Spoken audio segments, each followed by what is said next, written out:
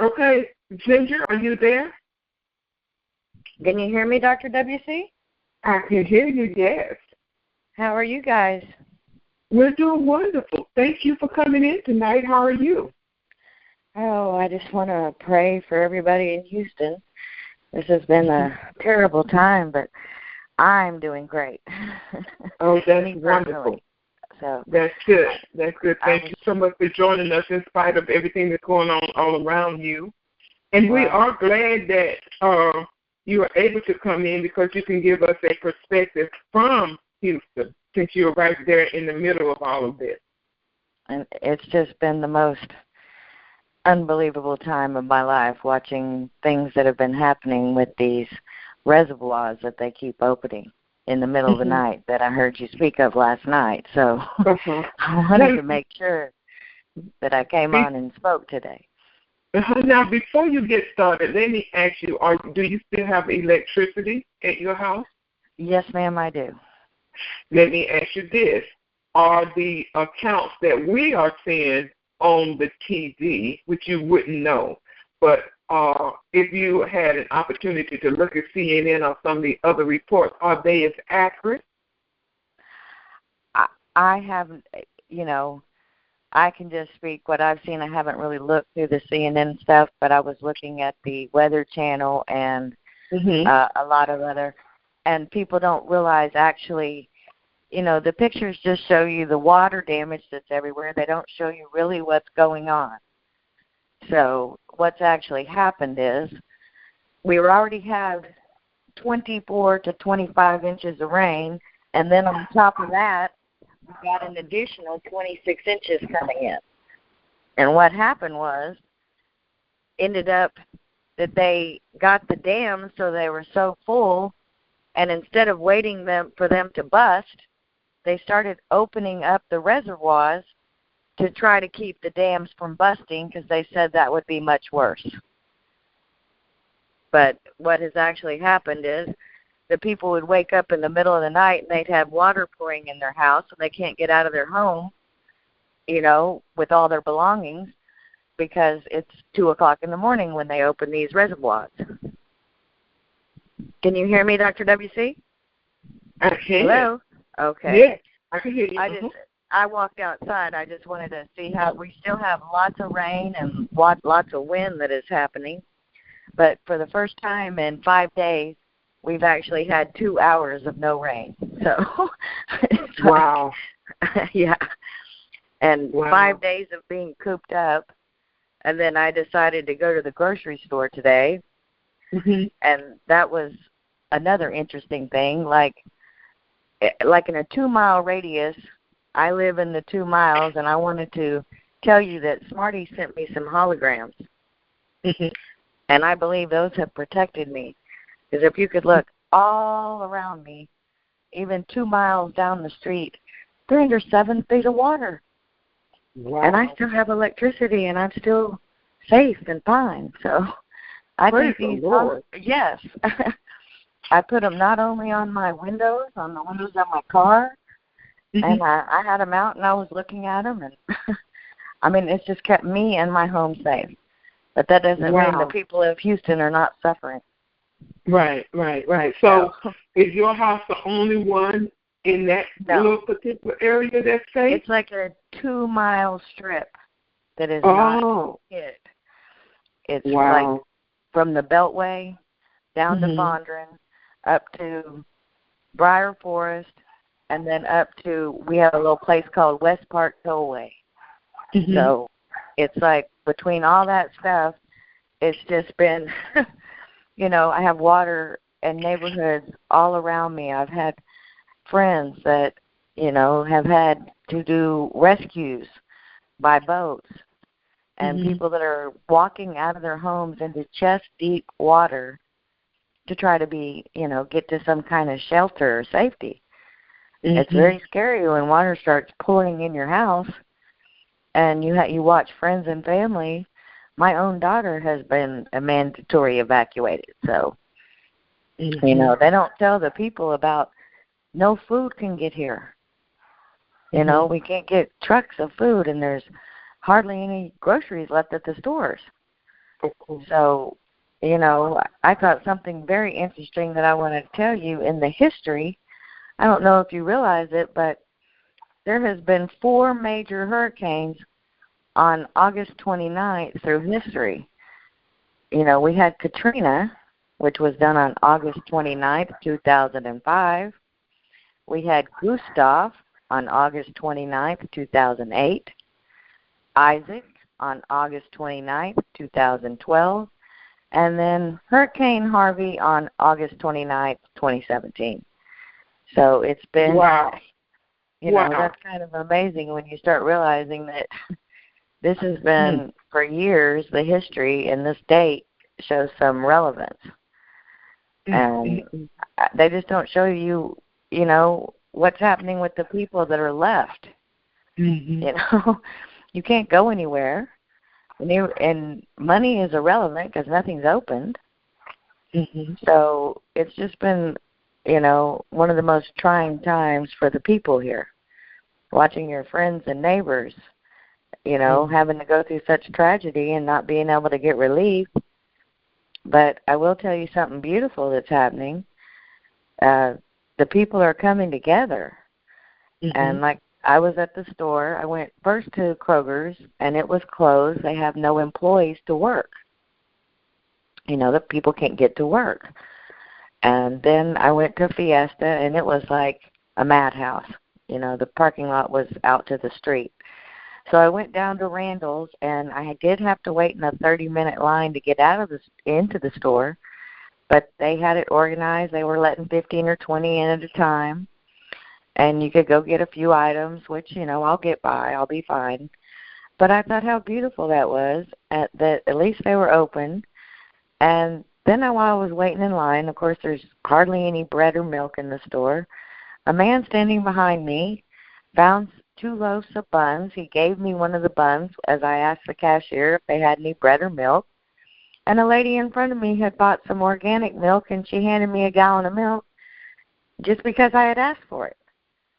And I just thought, wow, people are so wonderful and so beautiful, and they're coming together and trying to help each other. I've never met these people. So, in all this tragedy and all the storm, I see people trying to help each other, and people on boats swimming through neighborhoods. And it's just really a beautiful thing watching people helping each other just because they think it's the right thing to do. You feel helpless when you can't go help others that are in need. And I just wanted to come on and share some of that and talk about a few things that really concern me with the hurricane, and just get your thoughts and see how everybody's doing, and let you know that it doesn't tell you the whole story if you're not here.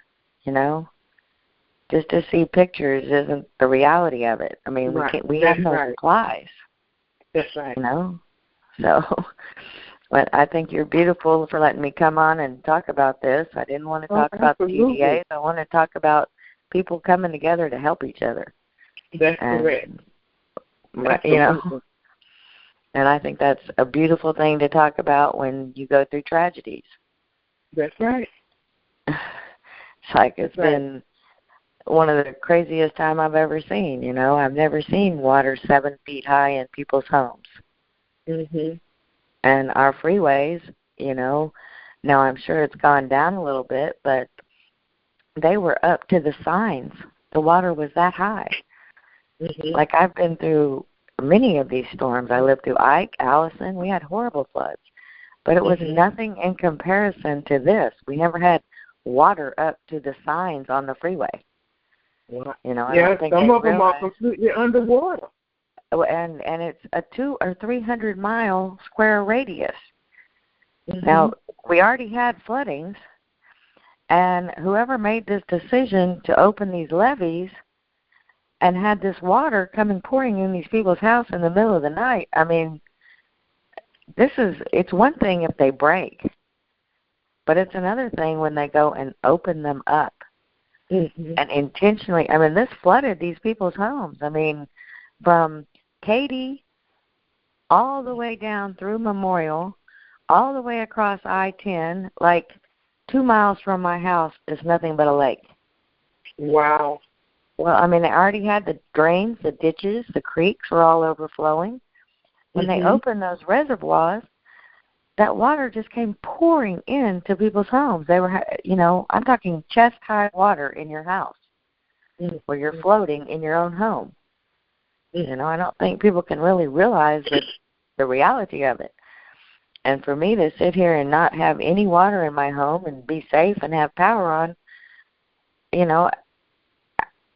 I mean, it's not about being blessed. It's just I feel so fortunate for it, but I also feel so sad for people that are devastated and how they're emotionally going through such a hard time, And I just wanted to pray for people and let them know that we love you, and if we can do anything to help, we certainly will, It's just been one of the craziest times I've ever experienced. But seeing the people, out on their boats, on their jet skis. I heard one story today where a lady woke up, tried to go to the restroom, stepped down, and she had water like rising up in her home. So they realize they have to get out. They start grabbing their belongings, and the tide was pulling her down, so far, and they finally they got to the, where the stop sign was at the front of their neighborhood, and a garbage truck was coming by. And he stopped and picked them up and took them to safety. I mean, the water was coming. I mean, you need a super large truck to get through anything, and that garbage truck was a blessing. So she said it was the most terrifying experience of her life. And, because it's all rushing water. It's not like just sitting there. It's rushing, and it's cold and windy. We have very high winds. So it's just been, I can't even explain the stories that I've been seeing. But, I mean, I love everybody, and I love all the beautiful thoughts and prayers and people checking on each other. But on the other side of it, there's a lot of groups trying to promote these fake charities and stuff. So, I've just been, it's just been one of those times where you sit and you just observe and you think, what in the world's going on? So. Well, it's just absolutely horrible, right? People really have to recognize really what's going on and how this is opening up a door for the enemy to try to come in and take the monies that they're asking for to spend there. It's like, what are they going to do with money right now? That's what I'm talking about. They're not asking to bring diapers or formula or food or dry clothes. Everything most of these people own is soaked. They're asking people just to spend money, and that's not what we can't spend money anywhere. Like I said, I waited in line. It took me like 2 hours to go to the grocery store. Just to find one. Money. Who's going to stand in line and hand the money out to the people? That's what I'm talking about. That's the most craziest thing I've ever heard. You want the food, the water, the diapers, the clothes. We need, I guess we're going to have to get boats to start bringing the stuff in. It's crazy, but that's the reality of the situation. When the freeways are completely shut off, it's very hard to get things into the city, It's a huge city to begin with. We're the fourth largest in the nation. We're talking almost 7 million people live here. So can you imagine, I'm thinking 2 to 3 million displaced from their homes. So I've just been really upset that they've been opening these reservoirs, and they're supposed to open more tonight. And that'll just cause more flooding and more destruction, more damage. It's just, who is making these decisions?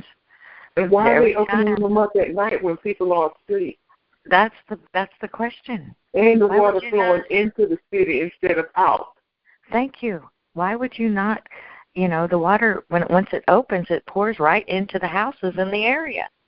And they're just going neighborhood. They see these dams look like they're troubled, and all of a sudden they want to open the levees and let the stuff just pour into everybody. When we had New Orleans, they actually blew up the levees, this Army Corps of Engineers. So I just want to know who's making these decisions, and are they really for the people after all the stuff I've been seeing today about, weather modification and cloud seeding and all this other stuff. It's like, who's making these decisions that are causing these homes to be flooded? Because this is some serious responsibility right there, in my opinion. Mm-hmm. It's one thing if they break, but they're not breaking. They're doing this intentionally.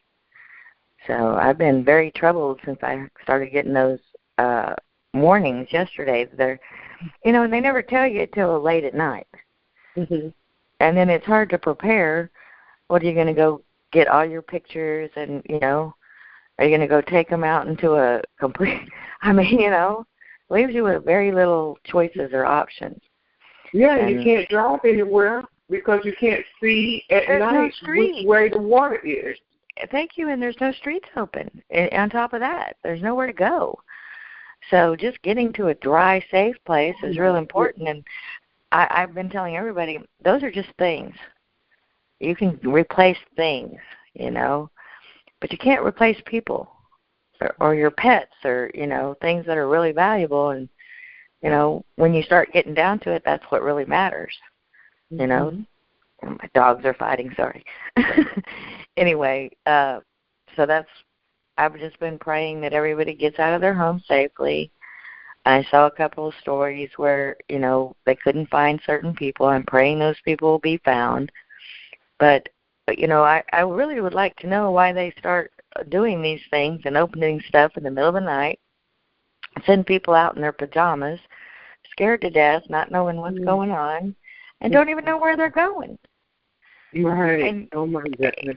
And they don't tell you, keep a bag handy or, have your emergency documents, none of this stuff. Mm-hmm. It's just all sprung on you. Can you imagine waking up at 2 o'clock in the morning and know that you're not safe and you need to go? I mean, I can't even imagine feeling that way. So I've just been, I cried for hours this morning, just reading story after story after story. And I just decided that's not going to be the answer. We got to find a way to get people together and get everything a little bit more organized in the event of an emergency or a storm. I can't tell you how many people are out of their home, and but on the other side of it, I see beautiful things happening, like groups that are. You can't kill the human spirit, that's for sure. Well, they can't kill it. People truly have the love of God, and then when they truly have God's love in them, His compassion will override all of it, regardless. So they can do whatever they can. People aren't cold-blooded. Real people aren't cold-blooded. No, they're beautiful, and if you could see the people that are coming together and cleaning out their closets and bringing anything they can to all these. I posted this afternoon. We had a list of about 50 new shelters that opened up, and it was an updated list. And if you could get there, you could drop off your extra clothes and any kind of groceries or, supplies for babies. And I just thought this kind of stuff is beautiful, and the people are doing that. That's nothing to do with the government or the city run. That's all people. And, we've had story after story of these churches not opening. Well, then they have several locations. Well, now I'm seeing at Lakewood people all dropping off all kind of supplies at Lakewood Church. And I saw the article where he opened up yes. today. And he has several locations all over town, and the ones that the people are up there and they're helping bring the donations in. And, I mean, this is not coordinated. This is happening because of what's going on in the city. And I just think that is a beautiful thing. We finally got some places that we can get real relief to people, and they can put on dry clothes and, they can rest. They were bringing cots in from the academy, and I just thought this is great stuff. This is people helping people, and I really have been feeling better. I cried the entire morning listening to story after story from people that were being rescued, or telling their experience of walking through chest deep water and feeling like they just couldn't go. It's when you're trying to get to a certain location and the water pulling you the other way, it's not that easy to do. So I'm just thankful that there's been, relatively low loss of life, and that people are helping people, and they're not going to kill our beautiful spirit in the way we're feeling about helping others, Like the man behind me giving me a loaf of his bread and the lady handed me a gallon of milk. I mean, just because I was talking to the clerk about this stuff, and like I was telling you earlier, I have a new appreciation for the people that were at work today. We may have taken some of these people for granted. These are the true heroes that were out helping us. And, I mean, they were so nice. I didn't have my Randall card. He pulled out one so I could, use his Randall's card. And I just thought everything is just really nice and good. So I wanted people to know that even though terrible things are happening and the people in charge keep trying to do worse things, like opening these reservoirs, and I even have my suspicions where this stuff started, at least good things are happening. So I'm feeling good. So I hope that you will let people know that, I appreciate all the love and caring that's happening. So they hear you. Excuse me? They hear you. I said they can hear you. I hope they do, because I have never felt more loved by so many people, and people I don't even know, So it's just been a really beautiful thing. And I wanted to tell you guys, thank you for letting me come on. I didn't want to talk about the TDAs. I want to talk about helping as many people as I can, the real people that are having issues today, So don't send money. Send us clothes, food, and belongings. That's what we really need. Every time I hear what they really need to do is post places where they can send those things. Where people I have a list of 40 shelters that I could forward to you, and are the post offices available to deliver? That's the question. I haven't seen any mail being delivered yet. We started the hurricane actually on Friday, and this is the 5th straight day of people being cooped up in their homes because you really can't drive anywhere. There's hardly any gas left. I mean, things that you really would need to leave. There's no roads open. There's no gas. I mean, you're safer staying in your home if it doesn't have water pouring in the house. So then therefore they're not able to send things because there's nobody to deliver anything. That's what I'm talking about. We've been kind of at a standstill. I was kidding. I saw some terrible reports yesterday about people shooting at people that were trying to help people. And, I haven't confirmed any of that. And they were saying the reason they were shutting down. But, more than any bad stuff, I've seen beautiful stuff from the people. It's just we have no way to – they're telling me tomorrow deliveries are going to start at the grocery stores.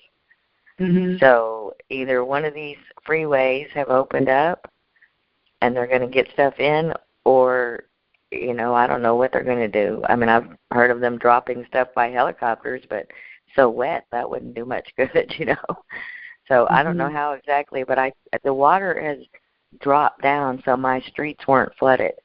I mean, it's still a mess with sticks and debris all over the area, but I could get like a 2-mile radius. Now, I wouldn't venture out too much because I don't know if I can get back. Right. So that's kind of where we are. We're just kind of stuck in motion. And 5 days of that, when people want to get back out and they still don't have groceries and supplies because nothing can get here, it's kind of scary feeling. But they did tell me tomorrow morning that they're going to have trucks deliver, fresh supplies, milk, bread, groceries, and so that'll help a lot. So, and we've had 3 full hours of no rain after 5 days straight of rain. So that's a huge blessing. Give a little time for it to drain off a little bit, So I love you all. I'm so glad I got to come talk to everybody and tell you what's going on. It's just been the hardest time right now, And yes, I wanted, and it's so coincidental that 4 hurricanes have occurred at this date in history, major hurricanes that cause huge, destruction. Mm-hmm. And, maybe it's a lesson. We need to be better prepared for this kind of thing, or I don't know what the huge message is, but, just watching my brothers and sisters and my neighbors and my friends and people I don't even know offer me love and kindness, that's a beautiful thing. Like, no matter, what happens or if they open more dams, the people are going to be there working together and sharing and trying to help each other. And working is love and unity. I don't think they can kill that, you know what I mean? So that makes me feel good that with all the bad that's going on, there's so much good too. Right. Kind of makes you feel good. Yes, indeed. Okay, well, thank you so much for coming in and sharing that. Let me open up the queue. I'm sure that the callers will have some encouragement for you and the people in the Gulf Coast. Yes, it's all over. It's from, all the Gulf Coast. It's like 300 or 400 miles of area that got hit. The rain has stayed stationary completely over us. And that we didn't expect it to. It's like 10 times worse than any one we've ever had. Because it was like the whole outside of the city, like you have small little patches that are not underwater, but everything else is. So it's like kind of blocks you off from everybody. It makes you very sad when you see so many people having devastation occur. I mean, just the emotionalness of waking up and having to leave your home in a storm when it's pouring down rain, and then how you would feel about, everything that would be ruined and not knowing where you're going. It's just been a really time of confusion. But when I get out and start talking to the people and see how great they're being with each other, I feel a lot of hope today. I really do. As far as the people treating each other great, So I just wanted to go ahead. I'm ready. Hold on, I'm going to open up.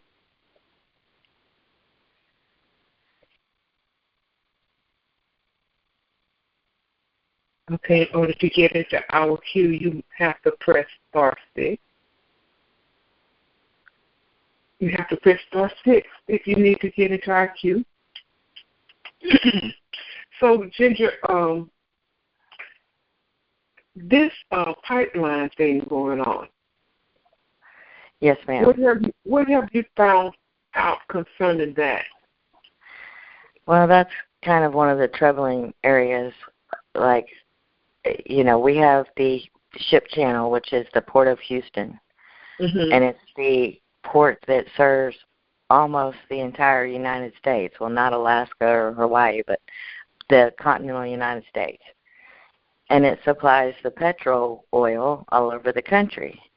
And I read this morning that was part of the issue, that this could have possibly been a targeted storm to block off that ship channel to start using the Dakota pipelines, the new ones. And, this was just a post that was written from Joseph.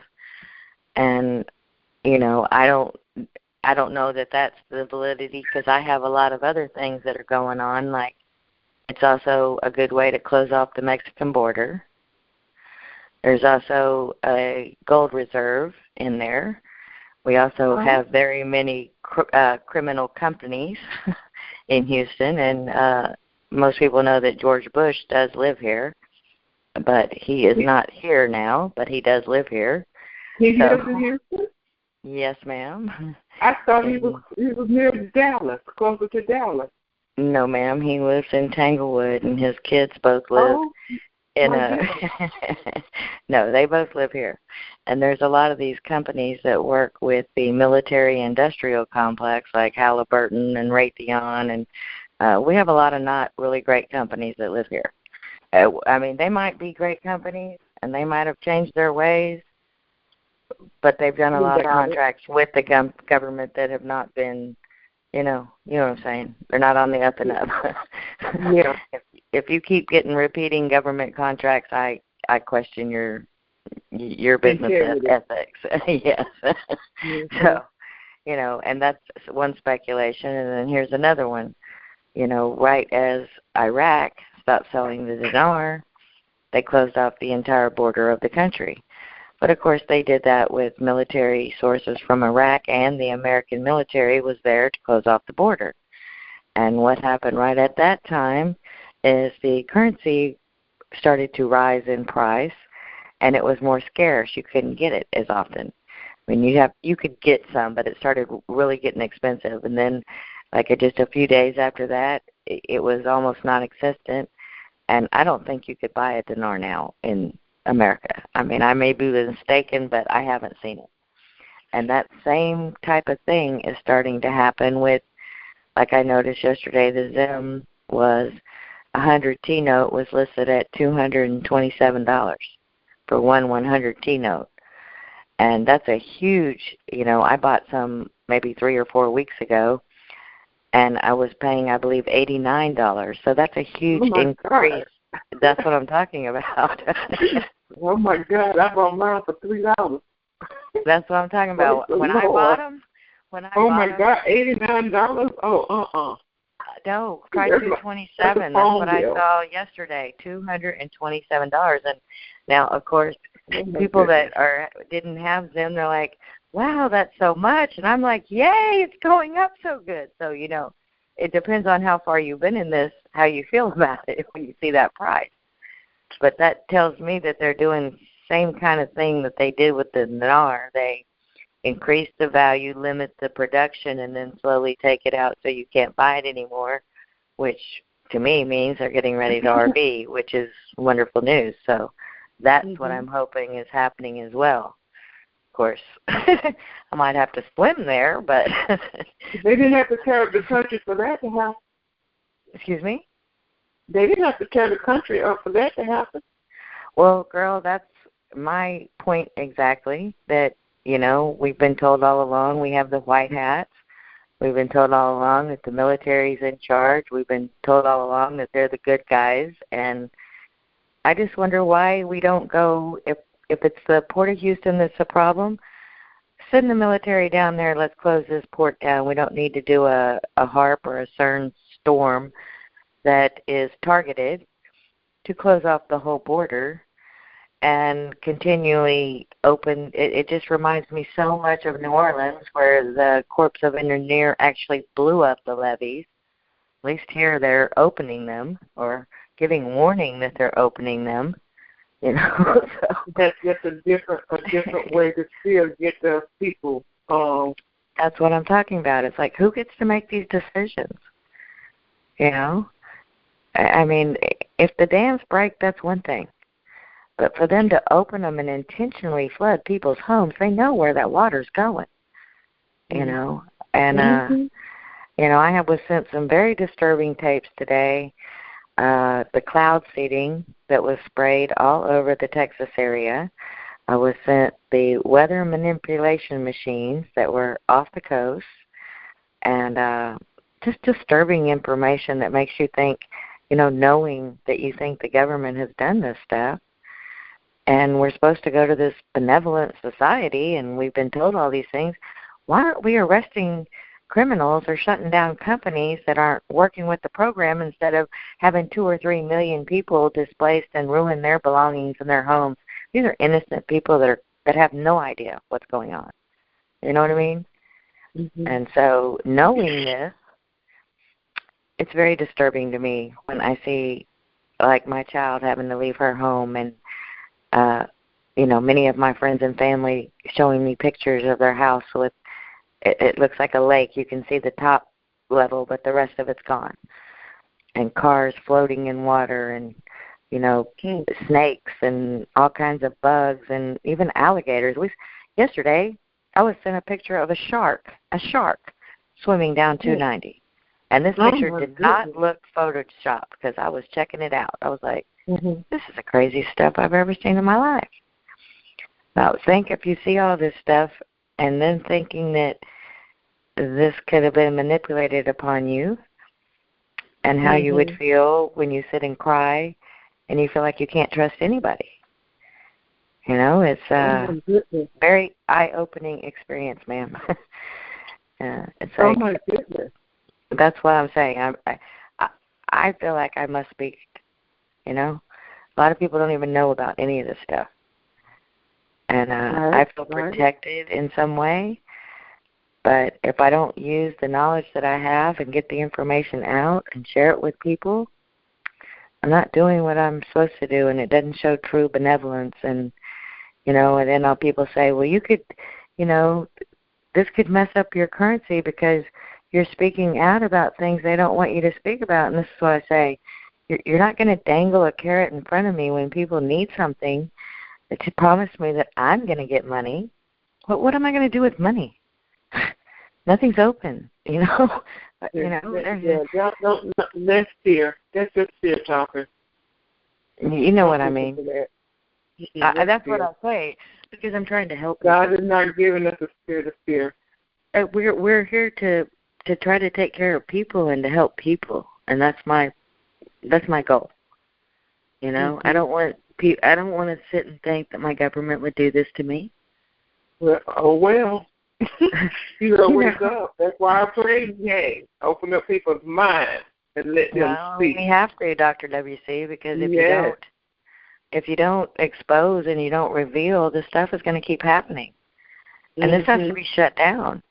I mean, this is a complete overreach, and if they touch one more of those levees, you know, it just breaks my heart every time because it's a new set of friends in a new part of town every single day. They've done this for 3 days now. And so that's just very disturbing to me. And then I read today they're going to do more tonight. And I'm like, and that's why. Are they letting y'all know? Are they letting the people know? They give you warnings. This is what they say. We have a couple more levies that we may have to release. And they don't make it clear what that means. If they don't release those levies, what are the reasons for if they will happen? What are they saying if they don't release them? What happens? Well, they say they're afraid that the dams will break. Well, this is what I say. If the dams break, so be it. That's one thing. Okay? But I totally believe if man doesn't touch them, those levees will be, you know, the dam's not going to break. Anytime man gets involved in any of these situations trying to manipulate Mother Nature, the situation becomes 25 times worse than if they would have just let Mother Nature do what Mother Nature's going to do. You know, you don't mess with Mother Nature and you start manipulating it and, you know, deciding that you get to be the one that decides which part of town gets flooded and which doesn't. Well, that's a very sick thought to me, that somebody has that much power. They think they're doing good when they know they're flooding homes. Where's the liability? I mean, these people need to be held accountable. I mean, we know that this happened in New Orleans, and we're going to a transparent society. So what's up with this way and the lies and the manipulation? I don't get it. You know, it's not very benevolent, and where's our military? Where are the good guys?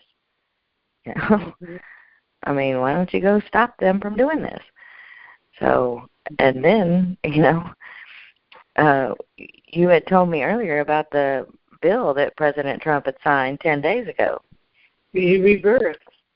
Trump reverses regulations to protect infrastructure against flooding just days before Hurricane Harvey. And that makes me think he knew about it. And that's very concerning as well. So who do you trust when, you know, everybody's, oh, no, you know, and I got pictures sent to me of the cloud seeding that happened. I got pictures sent to me of these machines that are causing the cloud warfare and, you know, all this crazy stuff. And if they keep, you know, I've seen nothing but helicopters flying everywhere. If they keep seeding those clouds, we're going to keep getting rain. What is the point of this? And then another thing. He reversed it on an executive order. That's executive power. That means that, you know, that's a decision that the Congress didn't even have to vote on it. Well, or and have it then I told you today that I thought possibly that could be because the petrodollar and the fiat dollar, the USA Inc. is fixing to go bankrupt. Maybe that they bill. Are really bankrupt. No, I know they are, but the day they end, they haven't been announced. The new republic is not officially in place. And what I'm thinking is, with him making an executive order, then the people that do have currency can do the rebuild. There's so many people in Texas. They want to do it anyway. Well, I agree with that. They can't spend the money people got, I agree with all that. It's just I'm trying to find the good in the reason for this happening. You understand? I see you are, but there is so much money that is going to be given to each state, right? Each city, each county, each state, county, exactly, and city. So much money that's going to be given to each through this NISAR web transfer. And you know what I saw? They got so much that have been set up for rebuilding the infrastructure, the bridges, all of that. So, that keeps away from taxes. Keeps them from having to tax people the way they tax people. They got so much money set aside to cover those areas that they use as excuses to tax people on. And then here's another thing I saw today on the FRBservices.org. They have given permission for people to be able to get their savings bonds early because of the flood, the interest on your savings bond off the FRBservices.org. And I thought to myself, oh, how nice of you to let me have my money. Is that just for the people that are there for the whole country? It says for Texas, state of Texas can get the early savings bond redemptions, which is the interest. Like you could retain the savings bond and just cash the interest. And I found $329,000 in just interest, and that's just on a few of them. Well, so how many people in the state has savings bonds, though? That's the question. Everybody. How? By the Are you talking about the TDA account? Well, that's what they are. That's the bond. I know, but that's not made public. Not made public. Are they using it is. It's on the website. I mean, everybody has them. We all have driver's license, Social Security numbers. We have our Social Security card with dashes, without dashes, our Social Security, card, our driver's license. We know that, but the masses don't. So my question to you then is, if it's on their website, does it say those secret bond accounts, or is it talking about the people that have actually saved? It says, due to the storm, Texas residents affected by the hurricane can get their savings bonds redeemed. And, so. Yes, that's too vague. That's too vague. Well, and then this is what I say. Half the people don't even know they have them. That's right. That's why I don't believe that's what they're talking about. Are going to go claim them anyway, I don't believe that's what they're talking about. Well, it was dated yesterday, and it referred specifically to Hurricane Harvey. So. Yeah, but I don't believe they're talking about the TDA account. Well, it is a TDA account. It's called the Global Collateral Account. Is that what it says on the website? Global Collateral Account bond? No, but I know that it is the same money. I mean, I just know that it is because that's what I say. Oh, you've given me permission to get my own money? Thank you so much. Okay. When I'm sending my trust and all my documents. Yeah, go ahead and try it. Go ahead and start working on it. Everybody in Texas, go ahead and get on your phones and start working on it. We'll see. I don't believe that. Well, it's I don't believe. They said it, but I don't believe that's what they meant. That's what I'm trying to say. Oh, that could be it. I don't know what they mean. This is what I say. They're going to disguise it through FEMA and Red Cross and all this other crap, But, we're going to a transparent world, so why don't we just be transparent and not do hurricanes, and then we can just wait till they're ready to do it, So It's like you create, they create the chaos, and then they're going to find the solution. But the solution, we've already found it. You know what I'm saying? It's, and I agree with you. You know, the way they do things is just not the right way. Shouldn't be handled this way. We shouldn't, you know, if I was in charge, everybody would already have access. And, you know, that's my big thing. I sit around and think what the world would be like if we would given them from birth. You know? Yeah, well. And a lot different. Well, we have no socialism. Well, hold on. Let me open up the queue. Okay. David, 713.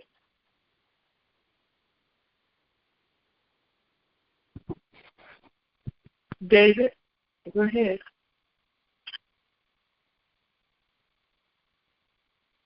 Okay. All right then. 513. 513. Hi, good evening. Okay. Hi. How are you guys? I'm fine. How are you? I'm pretty good, thank you. Hey, Ginger, you had mentioned earlier about the ZIM, the 100 trillion ZIM. There are two out there. And, you know, the one that you mentioned is 200 and some odd, 227. Right. And then the other is grade AA/AB, but it's 2008 uncirculated. So my thing is, I mean, I understand that there's a different, how do I want to say, valuation or whatever of how the not the auditors, but the appraisers rank the ZIM. But, I mean, what would be, they're both uncirculated. Well, actually, the one that's $227 is not listed as circulated or uncirculated. Is there more value on the one that's priced higher? I mean, I don't know. Anyone that's uncirculated would probably be, you know, worth more because it hasn't, you know, been out being used. So I would, you know, did you get a price for the other one, ma'am? Yeah. Ginger, this is Sherry. Hi, Sherry. I'm sorry. Yay. It's like $68 and some change. Well, they're both valuable, so, you know, I hate to, do you have them now, ma'am? Yes, I have them. Well, if you can afford it, that's great. If not, you should be fine, you know. And then the other thing is, what's not clear is that, you know, I'm hearing the price, the exchange per note or per ZIM. Meaning, you know, 100 trillion, and then you get X dollar or X amount per ZIM, or the value of that one ZIM note. So which one is it? Is it by the note, or is it by the value of the ZIM itself? You're going to be giving, you know, there's different rates. You know, there's a rate that the public will get, and then there's a rate for the human angels, which most people on this call will probably be. So, you know, you kind of can negotiate your own price so you wouldn't be forced to go buy any more if you already have, you know, set projects and what you're going to do. But it's the rate is based, like if you have a 10 trillion note or a million note, it would be the whatever the rate, I mean, like if you have a 10 trillion times whatever rate you negotiate for, whether it be the French screen rate or a privately negotiated rate. So the values are going to all differ, and that's probably where the non-disclosure agreements will come in, you know. And none of us have been there, so we'll all find out together. But I think you should be fine if you already have some, you know. Yeah, I'm like, dang, should I go back in and try to order the, you know, the higher value or the 227, although it doesn't indicate whether, you know, for that particular note, whether it's circulated or uncirculated. But the other one that I have, or the other two that I have, the 100 trillion, and I have the other, I have a couple bundles. But, you know, those are both uncirculated, but of course they were at a lower rate of $68. So I just wanted to make sure that I didn't. You are fine. You don't need to worry. I've even heard they were going to, they're going to try to work with you the best that they can. They're going to try to help everybody. That's what I've been hearing. Of course, I haven't been there, so this is just what I've been told. Right. Okay. Thank you. You guys have a great night. Mm-hmm. Okay. 229. Hello, Dr. Debbie C. from Georgia. Hi, Dr. Hey, Georgia. I should have said, hey, Dr. Debbie C. I thought you were calling your name now. Yeah. Yeah, you know who I am by now. I recognize your voice. Oh, yeah. I was noticing today when I was headed over to the dentist that they was still spraying the chemtrails, and I said, I thought they'd have stopped those, and but it looked like I know General Dunford and McManus and all them, I know they all know what's going on. Why can't they shut these machines down? And plus, another thing, I went on the site. That's where I used to get my notes from Apex, and Apex quit selling them. And I go on $100trillion.com, and they have them for like $68 for $100 trillion note. So, that's just in case if anybody wanted to know. That's awesome. That's just 2008, double A uncirculated. Right. So. That's awesome news, because people were sending me 227 and saying it was too high, and I was like, it's too high to change your life forever? Well, I noticed they had some on there that was like in I was looking to see if it was in a bundle. It was like 227, 228, 238, 248, and it had like a PF19 on it. And I said, well, I don't understand that, but it must be I've never heard of that. Yeah. I haven't neither. I'll go check it out. A PF19? It's something like that, a PFPG or something 19. It'll be in the corner. PFPG, okay. It'll have something on that, and that one note is like 229 on the up, and that's what people were telling me like yesterday or the day before. PPG or something like that, 19? Is that what you said, sir? Something like that, yeah. Okay, I'll check it out, because I have not heard this. Yeah, that's on $100trillion.com. Okay.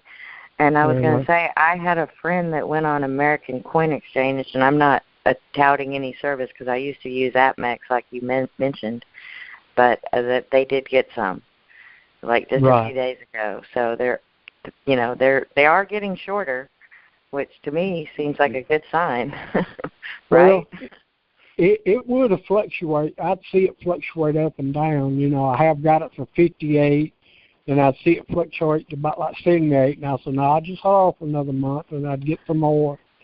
So I'm not getting greedy with it. I got enough to help the entire world. So. Well, that's beautiful. That's what I want to do. That's what I want to do. That's what I want to do too.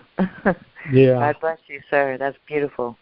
Okay. Thank y'all. I just wanted to let y'all know that. Thank you, sweetie. Have a good day. Good night, brother. Night. Good night. Anonymous. Oh my goodness, I'm too early. Need to wait till I start going to sleep again. Okay, well, you want to come back in? Is that what you're saying? No, because I want to go on to bed. Okay. You know who this is. Yeah. It's okay. Pastor. Thank you, though. Thank you. You're welcome. Thank you. Andrew, one question here, and probably there's going to be a simple answer to it, and I'm going to be told, go listen to the videos again. I have. But how, in a simple term, do I access, because I got all these papers here, factualized trust and all that. How how do I access the Treasury account, if possible?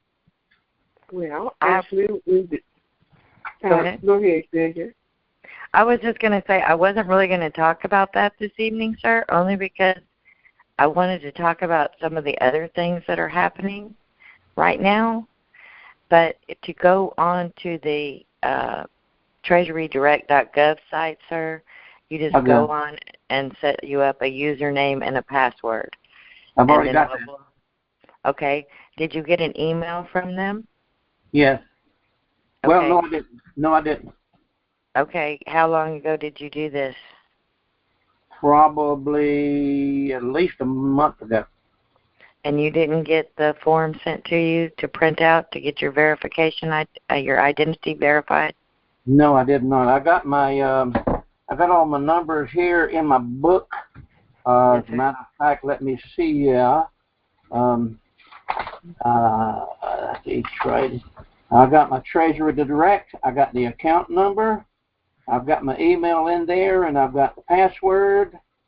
I even got the little wrench put in and answered all the questions. Well, then maybe you should call them and tell them you didn't get your identity verification form, because I had to get a form emailed to me, and then I filled it out, and I did not sign it till I got in front of the notary, and then I notarized it. You know, when they looked at my driver's license, I signed it, and then they notarized it, and I mailed it back to the Treasury, and then they sent me a case number and a cause number so I could actually get into the site. Okay. So you need to get that form. Okay, now what is it? It's an identity verification form that they will send you once you have a password and a login. That's why I'm surprised you didn't get one, because I got one like the next day. I don't have one, didn't get one, because I was looking for it. Okay. And I go on the account now, and it just sits there. It does nothing. And well, then you need to call them. Okay. Because they should have emailed you that form. I don't have it, sir. I'm not even online right now. I'm just answering questions. Okay. Where do I get the number? Just Treasury Direct somewhere? It's listed on the site, and you don't have to be logged in or anything to get the number. Go to the contact button at the top. Okay. It'll say contact us. Yeah, that's why I was having problems with this, because I did not get that. I'm so sorry you didn't. That surprises me, because I did get one. Well, I also got an account from my Kawaifi as well, and she didn't get one. And I got her account number here, too. Well, that's very upsetting to me, because I got one the next day, so please call them up. Contact them. What'd you say, Dr. C? I said contact them, call them, or email them. Okay, I'll try to do something. Okay, thank you. I didn't know I was supposed to have that, but that's good. Thank you. Thank you, sweetie. Bye. Bye. 405. Well, I'm just making a comment. Hello? Can you hear me? Hi. Yes, ma'am. I'm just disappointed on ExxonMobil. They're based and homed in Houston. And they only started giving $500,000 after making a profit of over, $30 billion? Mm-hmm. And then they raised it to $1 million. Well, yay for them. Mm-hmm. That is ridiculous. Mm-hmm. When you got a team that gave $10 million. Wow. So you know what? People need to start putting that all over Facebook, because that is bull. Bull, bull, bull.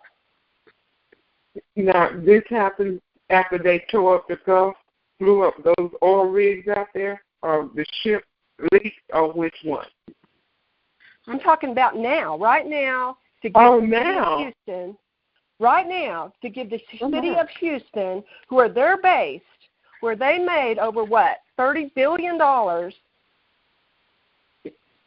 in growth or more, and they only gave $500,000 to the city of Houston to help them. Oh, wow. But then they raised it to $1 million. That's it's ridiculous. Wow. It is. You know, totally ridiculous. And you know what? I bet their land all around there is all not flooded. I haven't been able to get out, but this is what I say. We're not going to come down on anybody that's given us $1 million to help rebuild. I'm hoping that they'll see that the need is greater and maybe reach in their pocket a little bit. But I don't know the details on this, so I hate to comment about something I'm not. I do. I'm real close to that. That's why I'm really ticked off. Oh, I'm sorry. No, I do know. Yeah, I do know, and I'm really ticked off about it. Because I'm sorry. They have contracts in Iraq. They have contracts all over, and they are making the money from everywhere. They can help their hometown, and that's Houston. Yeah, I agree. Mm-hmm. I didn't know. I don't know too much about this, so I'll have to go look that up as well. But I'm glad you brought that to my attention because I love knowing everything there is about the whole story. Every company. Well, I'm just disappointed. I really am. Well, part of this whole process to me is to let us see which companies are really on our side and which ones aren't.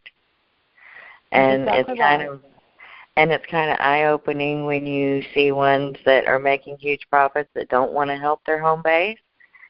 But then again, $1 million is a lot of money, and that can do a lot of things. So I don't want to be critical until I know all the details. You know what I mean?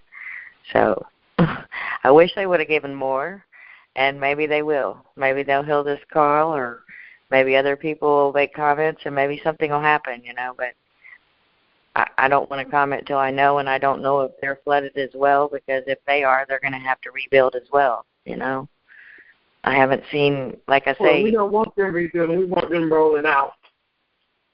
Yeah. Or rolling up into some kind of cell. Right.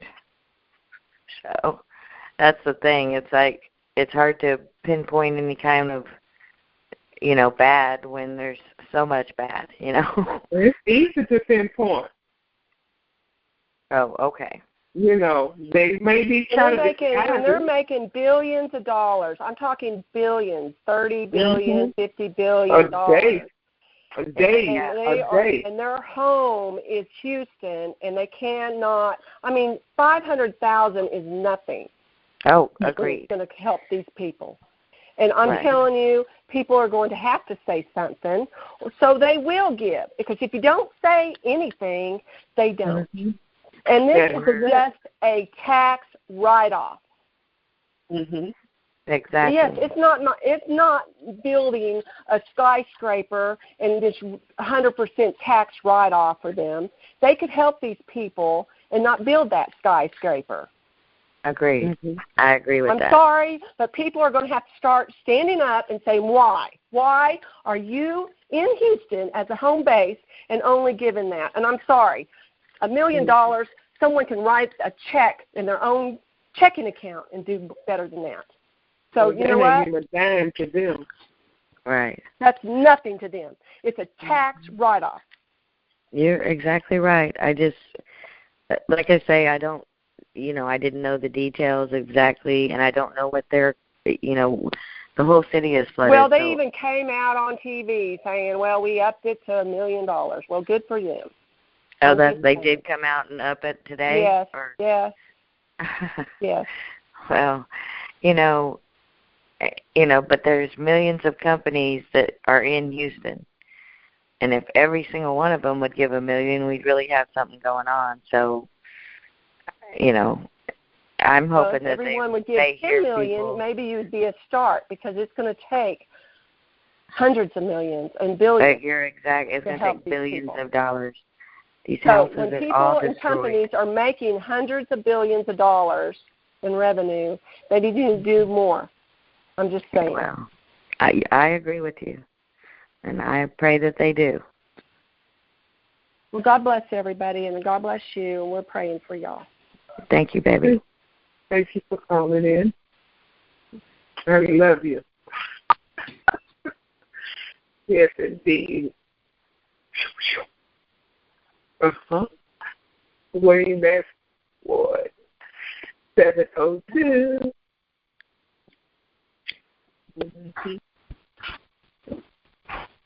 702. Hello? Hi.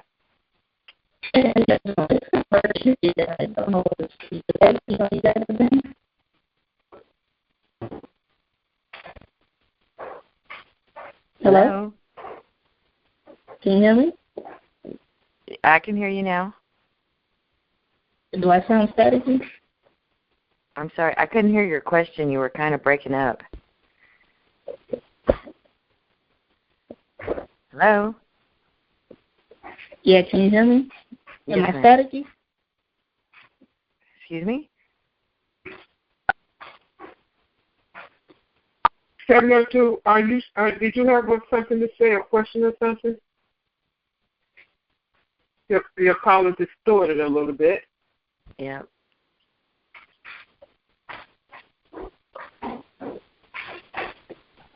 Okay, dial back in. We can't hear you. Okay, maybe she'll dial back in. We can't hear her. Okay, then. Ginger? Yes, ma'am. Anyone else? Press star 6. That will get you into the queue.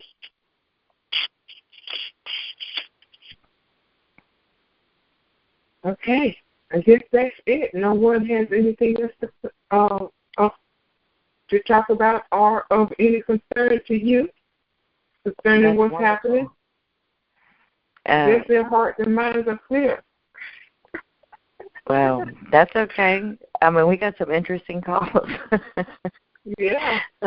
And they actually made me laugh tonight. I haven't felt much like laughing, so I appreciate that.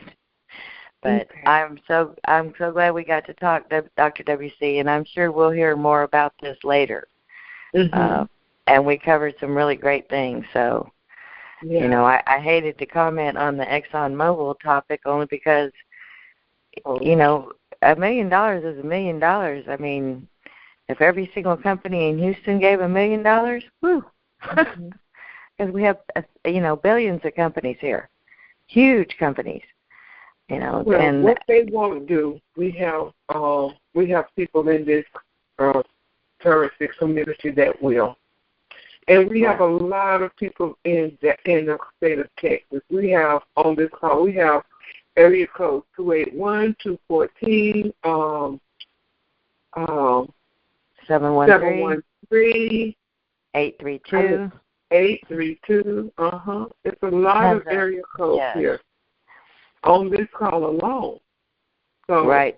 We have a lot of, and even if we didn't, if we only had one, that's right. Hey, it's a whole bunch of us here that can take care of what one person can take care of the whole state of Texas, actually. If it's them, right. Even if it's them with 1-to-1. So it's not going to be any lag. So even if these corporations don't do anything, that's fine because we want them to go anyway. The place where ExxonMobil is, Dr. WC, ExxonMobil is actually located right where they open those levees, and I don't see how it would be possible that their plant is not completely flooded. It's right at Eldridge and I-10, and that's right by where the Bear Creek and the Addicts Dam is. And the pictures that I saw, it looked like the city converted to a lake. The entire area that ExxonMobil plant is. It's right on the west side. We call it the energy corridor. Well, we got technologies that's supposed to come out that's supposed to alleviate the use of gasoline and oil anyway. Right. So, you know, it's a good, we don't know what the real reason is behind this, but whatever it is, we know that God would turn it around for the good of mankind. And I believe that, and I'm hearing such wonderful things to be happening, you know. So, but at the same time, we're going to a benevolent, completely transparent, no secret society, and this doesn't seem like benevolence or the right way to do it. You know what I mean? You know, any time that the enemy steps in, it's not going to be a right way. But God can turn it around and make it work for our good. We've been told that the good guys are in charge now. And if that's the case, why aren't the good guys stopping the bad guys from doing their cerns and their harps and their, I sent you one form today that proves it was a pre-planned storm. It's 100% proof. It was actually the form that shows that, and then I had the cloud seeding pictures that people had took over League City where, they've just had complete devastation. And if they're out there seeding clouds and preparing to do huge rainfall, why? Why would you just not go arrest the criminals? I just do not get it. It's just not the benevolent way. Send that to me again because I don't see it at all. Oh, I sent you about 4 tonight. And it was just a one. I'll send it to you again. It's a one-page form that I was sent that just blew me away. I was like, this proves that this was planned. Yeah, I'm looking in, and the only thing I don't see it. And I talked to you. I'll send you another one. And I was trying to get a bunch of stuff together before we got on the call, but I wanted you to see. I sent you the pictures of the chemtrails and the cloud seeding. And then there's a video that I sent. I believe that lady's name was Wendy MacGyver. And she actually got the picture of the new, it's like a storm creator, and it makes the clouds appear. And then if they have the cloud seeding, then here you go with the huge rainfall. No. I know your email is not here. So whenever you look at it, look and make sure that I sent it to the RealTruth88. Okay, you got to take the off of from the beginning and just call 88. That's what the problem was. Sorry about that. That's okay. Call 88. Okay, you got it, and I'll send that out. But I just wanted you to see that, when people start sending me information and I see it. I just get very concerned. And to sit here and knowing this, watching my friends and family going through these rescues, it's just been devastated. It just feels not right. Like, who's in charge now? I mean, is it the New Republic? Is it the Chinese and the Russians? Is it the elders? It's got to be. It's getting to a point where we're going to be the ones in charge. And if that's the case, then we are the ones we've been waiting for. So people got to stand up in their authority. Well, it's like they have to help us just a little bit by getting the media controlled. Oh, they will. Yeah. That needs to happen soon. Yes, we can't help it. Yes, that's exactly what I want to see. Because you can't get out the truth until the media, they've got such a low rating now. I mean, I don't even know how they can stay afloat. I think it's 6 or 8%. Believe it or not, people love lies and drama. You're exactly right. It's true. It's harder to get the truth out than a lie. Yeah. So the truth keeps marching on. That's right, and we won't stop. And that's the thing. If they want us, we're being let to know which companies really are on our side and which ones aren't. Like there are some companies like Mattress Mac that opened his furniture stores all over town and was telling people to bring their family and their pets and feeding them and making up little makeshift houses inside of a furniture store. And that kind of stuff is just beautiful. You don't have to force them to do it like they did with Joel Osteen. Yeah, that's right. Okay, hold on then. Let's see. We got a couple more people. Okay, cool. Insight, concept, or ideas. Bernard? Hello, Ginger. Yes, sir. Hi, it's Bernard. Hi, Bernard. How are you? Getting over the waterlog. Yeah, I'm with you. Terrible. Now, where are you located, Bernard? What part? Is your area flooded? I saw the photos that you sent over. The spring, up here near Spring, Texas, near Cypress Wood Creek. You know where that's at, Ginger, right? Yes, sir, I sure do. And I saw horrible rescues today. Some of my friends were telling me horrible stories in that area. Yes. and that's where we were helping out up here also, doing rescues. That's Luckily, beautiful. Thank you.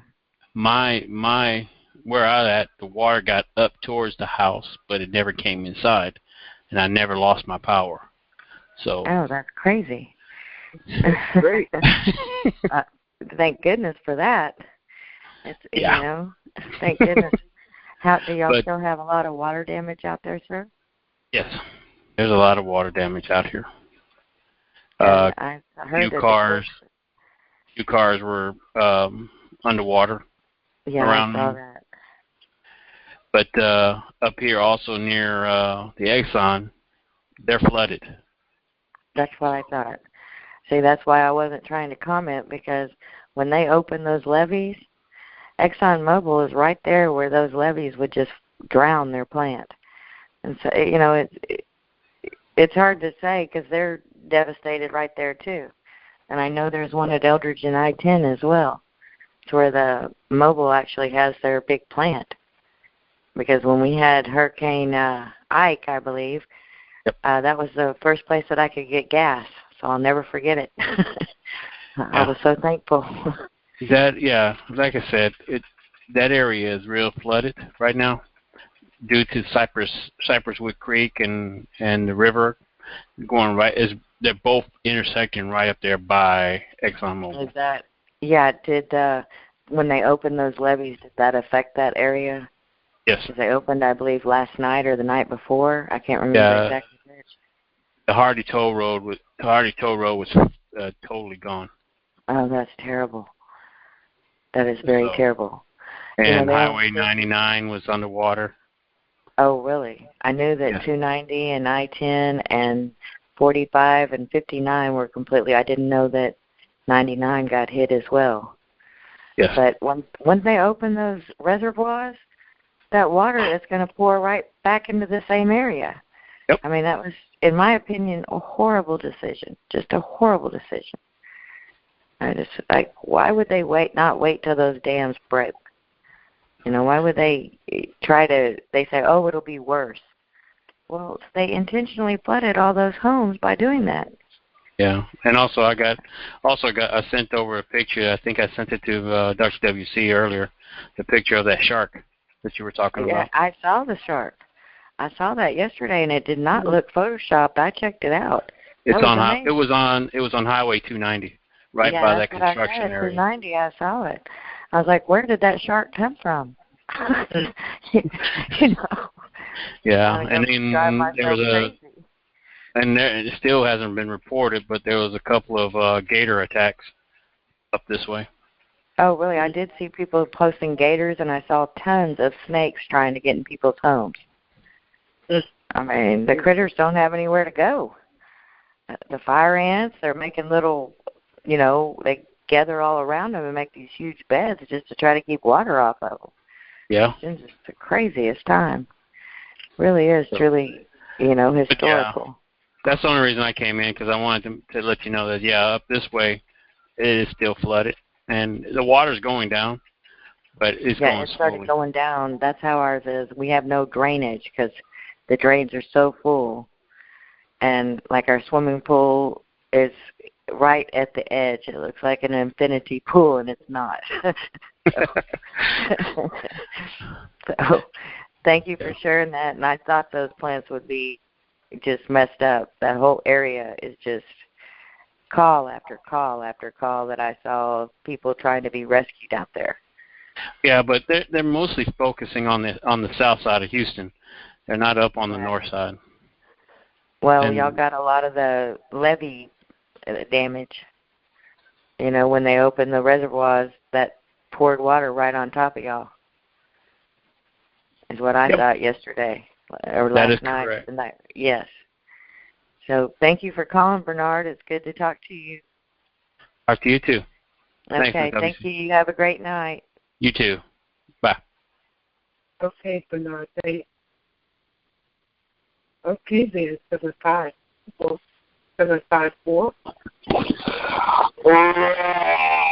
Oh, this is the Tiger down here in South Florida. That was so much better. You've been practicing. I did better, Dr. WC? Yeah, it was better. A lot better. Well, thank you. Thank you so much. Thank you so much. How are y'all doing tonight? We're doing good, Tony. Okay. I just got off the road a little while ago, and I was hearing some chatter about the Zoom, and they were saying something about the PSPG, but the ones I got was the 2008 AA series. Uncirculated. I hope I didn't mess up. No, you didn't. That man just said that he had seen that code, and I had never heard that, so I am going to find out what that means, but I have never heard that term when he was speaking of the Zim, and I think it was something that was listed on one of the currency sites. Oh, okay. So I'm not actually. You did great. 2009 AAAB. Okay, I'm where I need to be. Okay, I'm sorry, I didn't get a chance to say hi to you, ma'am. I didn't know what they call you on the line. I know Dr. WC, and I hear you talking all the time. I just didn't know your name or title. Me? Yes, ma'am. My name is Ginger Snyder. Okay, Ginger. You're the Ginger. Okay. Sorry, I thought we made that clear earlier. I apologize. I hear you talk from time to time, but I just forgot your name. But now that I know, that way I could address you properly and say hello to you as well as Dr. WC when I hear you on the line and when I come in. We love the tiger. Well, thank you, Ms. Ginger. Dr. WC been getting on me. She said, well, that ain't no growl. You got to go back to the drawing board and practice. Yeah, I've been practicing on the road. You've been practicing. I thought that was somebody talking about meow, meow, meow. You're not no tiger. Oh, God. No, that was the only question I had. I'm just going to cool out on the TDAs for a while and just let everything happen. But I just wanted to say good night to you, Miss Ginger and Dr. WC, and thank y'all for all y'all do, and we love you out here. Oh, bless you, sir. Thank you for calling. All right, good night. Good night. You never said that. You haven't said that, calling the title. All right, y'all. Y'all have a good night. I will. Okay. I'll see you later. I love messing with you. All right. I thought he was kidding about the Exxon Mobil tiger. Okay. Talk to you later, Tony. Thank you. Good night. You're welcome. Okay. Peace out. Okay, so what I would like to do is for all of these humanitarians on the line, I would like for you to share how your humanitarian project will be able to set up a division of help in the Gulf area. For example, we know that people have lost their homes. We know that people have so much water damage. We know that people have lost their clothing, their shoes. Everything. We know that people have lost all of their personal photos and pots and pans and their little keepsakes. So how your towels, your sheets, your curtains, your everything that's in a house, your carpet, everything is just crazy. Yeah. So how will your humanitarian project be able to set up a division of assistance to help people get back in a renewed environment? Okay, you got the cleanup that's going to have to take place because people are going to go home when the water rescinds, and they're going to have so much damage. They're going to have mud all over the place. They're going to have mold and mildew everywhere.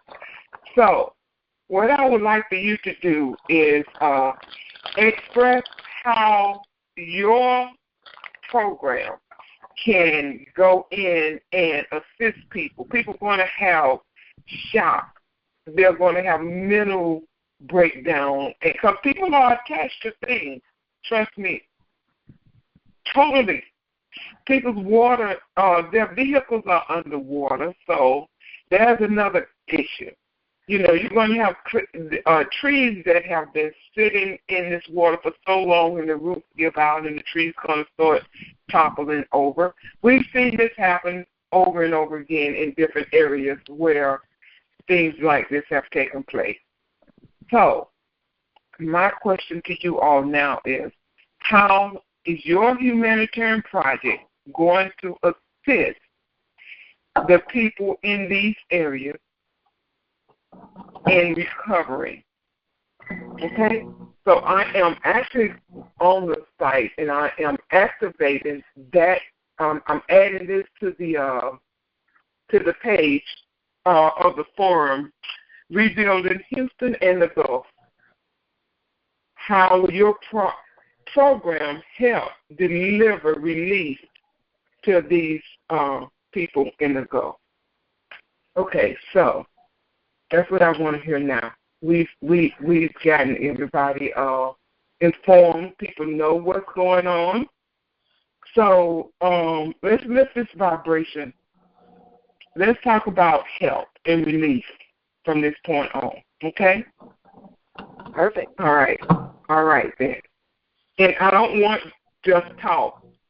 I want you guys to actually put this stuff in action. Are you going to put together a team that's going to go in and give fresh water, fresh clothing? This money is being released as we speak. So, how are you going to assist in repairing this damage that has taken place? Okay, 610.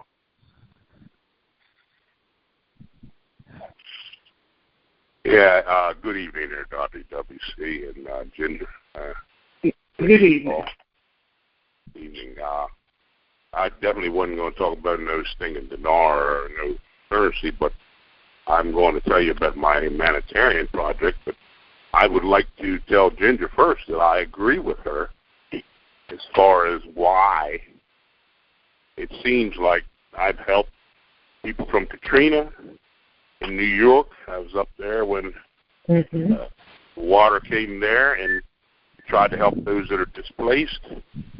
Even here in this area when Agnes and a couple of the other water tragedies happened in Pennsylvania here. But my point I'm getting at is, even now, part of my humanitarian situation is I went and spoke with truck dealerships.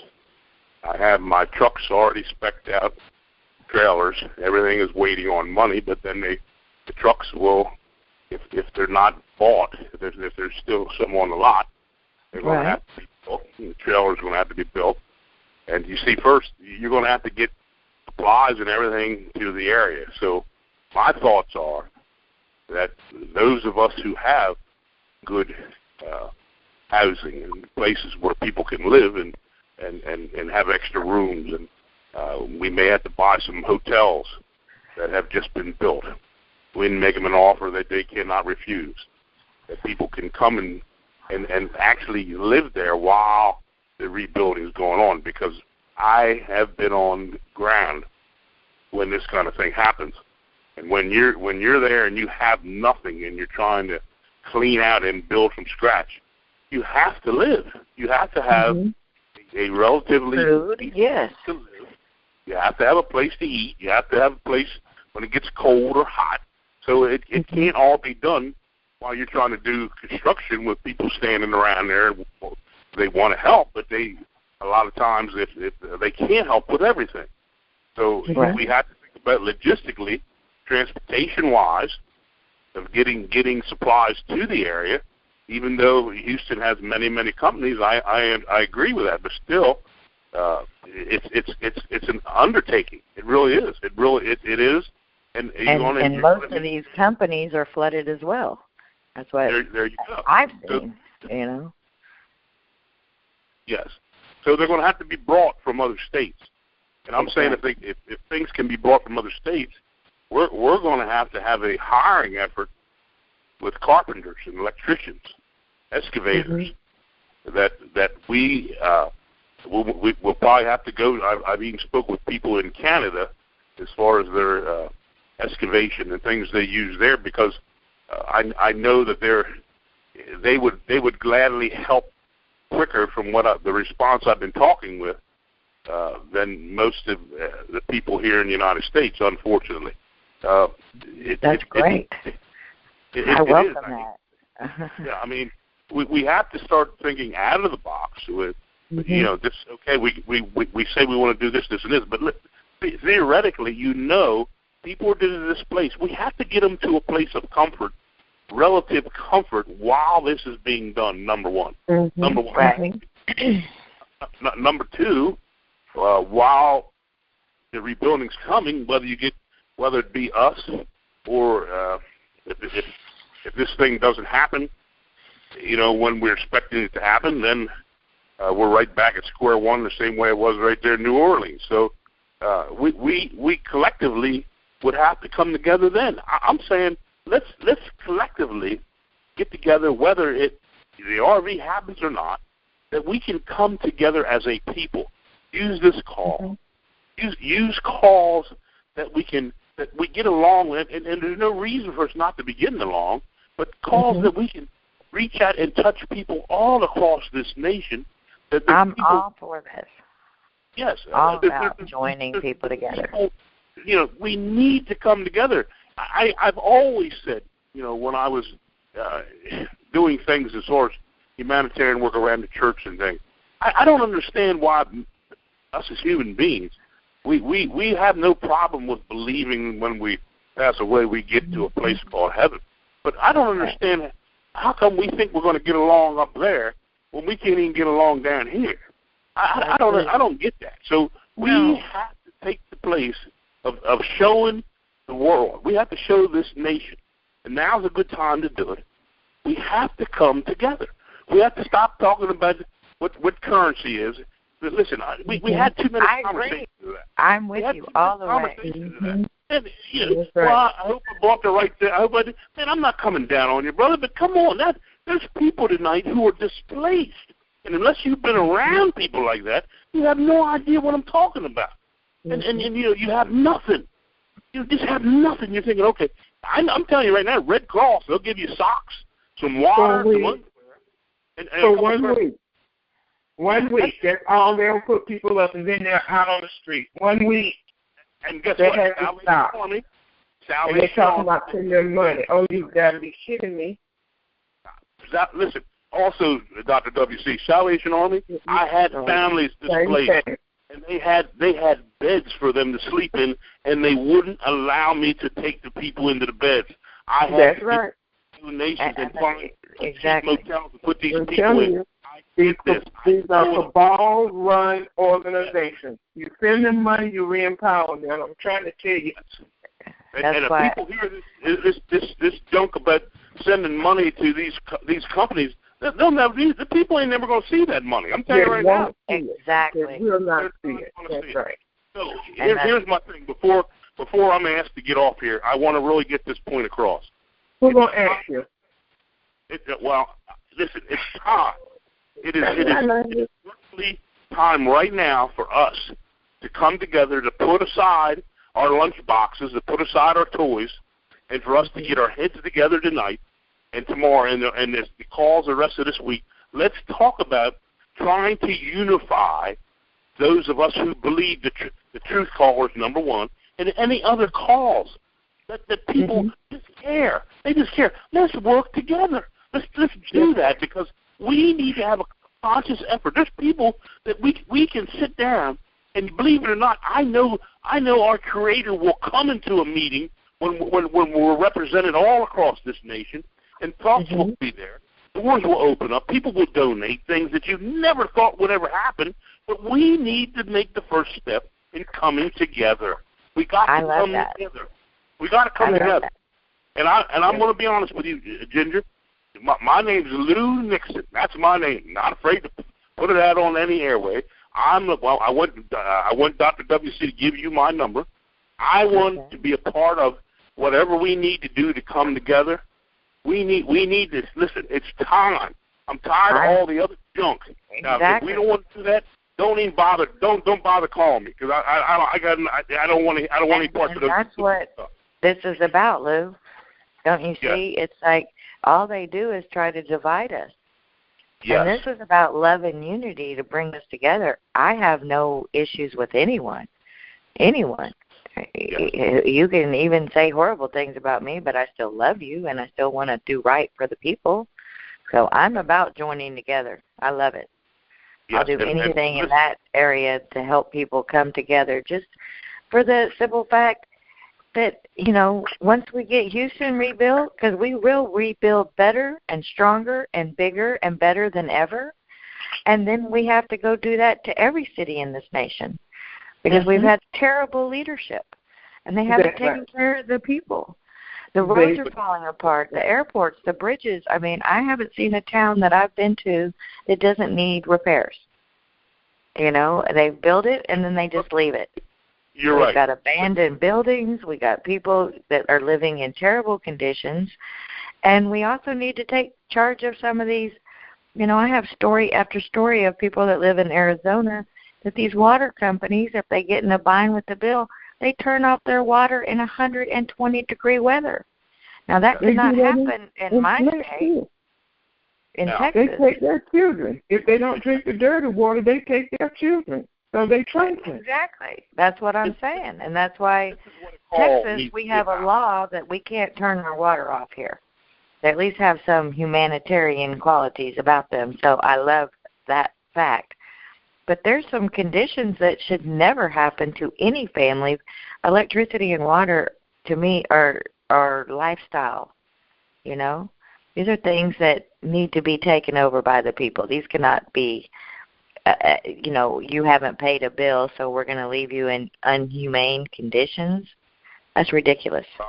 But, Ginger, let me say this. Let me please say this, and if you want to continue dialogue, that's fine. We have many places to put Band-Aids. I understand that.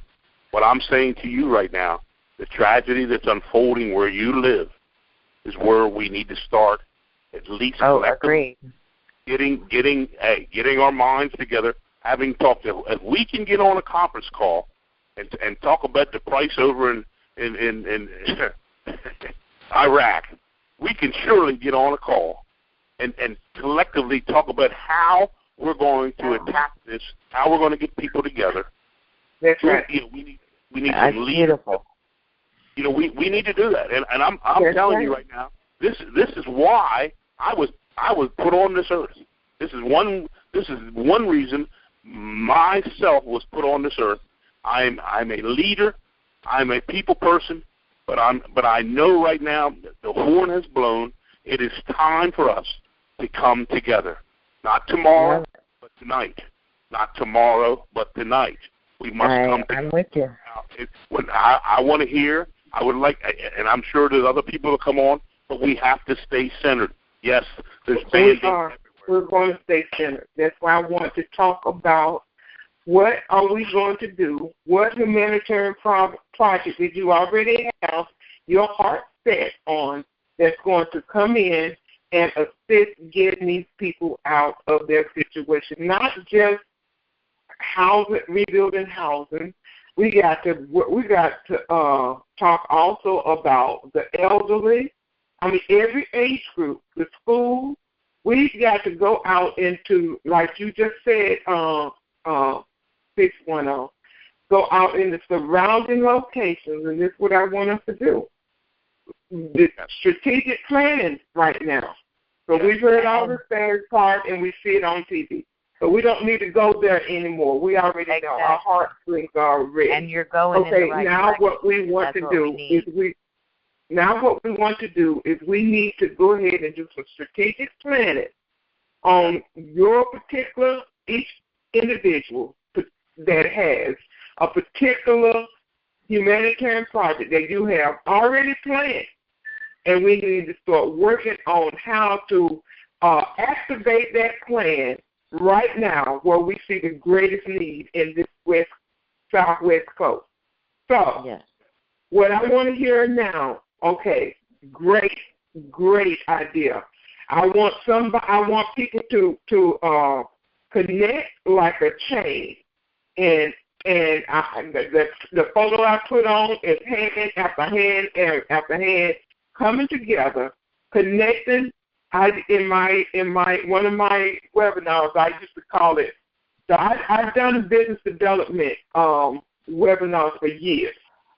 I got this thing I call net weaving, not just networking, but net weaving. That means when you weave together a net, it cannot be broken. So it goes 1, 2 on top of each other all the way through and through, so that it gets stronger and stronger. So what we need to do now is strategic planning.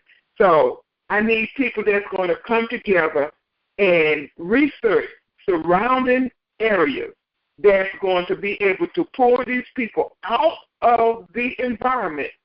And we are not talking about moving from one area and just dumping people somewhere and leaving them. We're talking about strategically making sure these residents are taken care of as if they are, I always say, God-class. Taking care of these people to a level where they say, oh, I don't even know if I want to go back home. Exactly. Taking Make their care lives more of people, make exactly them right. recognize that this is the Lord's doing, and it's marvelous in their eyes. So we have to come together now, and we're going to locate surrounding areas that give them 5, 6, 7, 8, 9, 10-star treatment. And we have to mobilize people that's going to make sure this happens. And if it's in an area where they're not going to get God-class treatment, we got to have people in place that's going to say, no, this is not good enough. So therefore, I want some teams to come together and go to locate, and you can do this from your own home on the internet, locate surrounding areas throughout. Now, you got states that surround Texas where water haven't even come to. So we got to be able to take these people, and it's not just a few people. You talk about millions. About 3 million people. Okay, let's say. Let's just say so. We got the money to do it, right? So yes, ma'am. You got to go out into areas and locate places where we can get housing, we can get hotels, whatever it needs. We got to be able to bring these people out of the environment, and we got to have a group that's going to go in and rebuild the area much better than what it was. Clean it up first. A lot of stuff going to have to be torn down. That's a gift, okay? You got to take old stuff out of houses, so people going to have protective gear because mold and stuff going to set in. Mud is going to be a hazardous cleanup. So we got to have that crew together. Then we got to have the rebuilding crew together. Okay, we know the president just took out the infrastructure. No problem. We got to have people in that area that's going to redo that, because with all this water standing, you're going to have streets that's going to be trying to collapse. I mean, it's a massive thing. But it's enough of us on this call. Our call every night have range. The minimum is 900, is right above 900, and it goes up to 2,500 a day, depending on our conversation. So we got enough money here. And if we had nobody with any money, I got enough. I promise you that, okay? So we've got enough. What we need to do is create jobs, and we have people that's in these areas, young, strong people that's in these areas that we can mobilize to do a lot of this work, not just in their area, but throughout Houston and the Gulf, Galveston and all these areas. So let's get our minds together now. And let's come together and work out strategic planning these next few days. So as soon as this water goes back, and we're going to continue to push it back with the words of our mouth, and we're going to ask the Lord to remove these devils that keep releasing more water for TV, and we're going to be able to go and mobilize and get this stuff done as soon as we're humanly possible.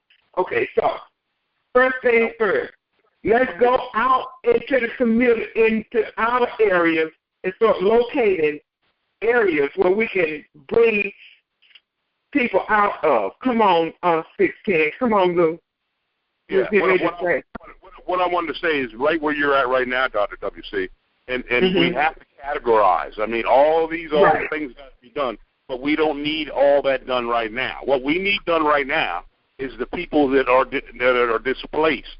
So what we need to be doing is going out, talking to people in hotels, talking to people in corporations that they would donate. So what we need to do right now is for us to, I think, beyond a shadow of a doubt, Ginger and Dr. WC, we need to be on the phone tomorrow with each other, and we need to have a meeting with those who are at the point where we need to take this categorization, and we need to make sure that we, right now, us, realize what needs to be done. 1, 2, 3. What needs to be done first, second, and third, and then we utilize people for that first, because people don't have nowhere to live when all this stuff gets done. So we need to first find places for them to stay, and we need to have a meeting. Now, I don't know if you want to do that tomorrow night or when you want to do that. No, we're doing it now.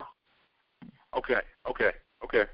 We're doing it now. We got an hour on this call. We can get a lot done in an hour. So, and I can go talk to a lot of people. The first thing we're going to do is start walking. We're going to start locating places for them to go, and then we got to be able to get clothing, bath stuff, all of this stuff. We got to have clothing. Yes. We got to have shoes. Medication. We got to have personal cleansing stuff. Yes. You know. Yes. And we got to. It's just like being homeless. I know what it means, and I know what you need when you are somewhere you don't have any money coming in. So these are things that people need right away. They need personal sanitizing stuff that's going to take care of their body. They need a roof over their head, and they need clothing, and then they need food and clean water. Trying to get their medications.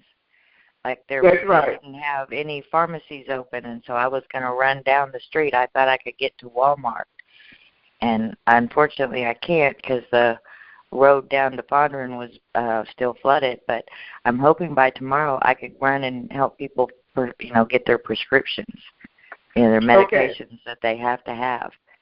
Okay, so what we need now is we need. Okay, now let me say this. Go to the website, and you're going to send over on the contact list. In the subject, you're going to put what you are going to be able to do. So right now we need people to get on the phone and locate places for these people to be able to be replaced to, not displaced because they're already displaced, but they need to be replaced to. Yes. And we're also going to need transportation. Yes, that's a big thing. Yes. Okay. So we want to transport people out of the hazardous areas and put them in areas where they are going to be protected. And while they are there, we're going to need people that have projects or programs that can give counseling, spiritual counseling, and guidance for the ones that don't want spiritual counseling, but guidance. But you're going to interject God because they know if it wasn't for God, they'd be drowned somewhere. And they're just sad. You know, they've been moved out of their houses, so they're very emotional right now. Right. So we're going to need counselors. Yes. Now, and let me medical teams. When people start going out in every state tomorrow, they're going to ask, okay, that sounds really good. And what's the name of your effort? So we need to come up with some type of name, some identifying name that we're going to use for this effort we're talking about right here that will be used all across this nation. And so what I'm saying, we're calling it Community Rebuilding Houston and the Gulf. That's an awful long. I mean, that's all well, and that's. So what do you want? What is in your heart? Well, in my heart, Dr. WC, I'm not saying that that's wrong what you're saying, but if we just had, you know, Operation something, Operation Gulf Coast. Okay, and what I'm saying is that we can go in to these people then and say this is what is happening, and it is a collective effort all across this nation, and then if they want more information, tell them, listen, I'm making the initial call right now. Remember that, callers. Right now, I'm first making this initial call, letting you know what is happening. We found out through the years living in this nation that we have dropped the ball so many times that now we want to do things the right way. We want to make sure that we help these people the right way, and we're asking that we get help all across this nation for those who can help. You have been blessed in this corporate. You have been blessed in this business. I know you can certainly do something. You can do something, and I guarantee you they will help. But they're going to want to know that their efforts are coming into a reliable and a trustworthy organization.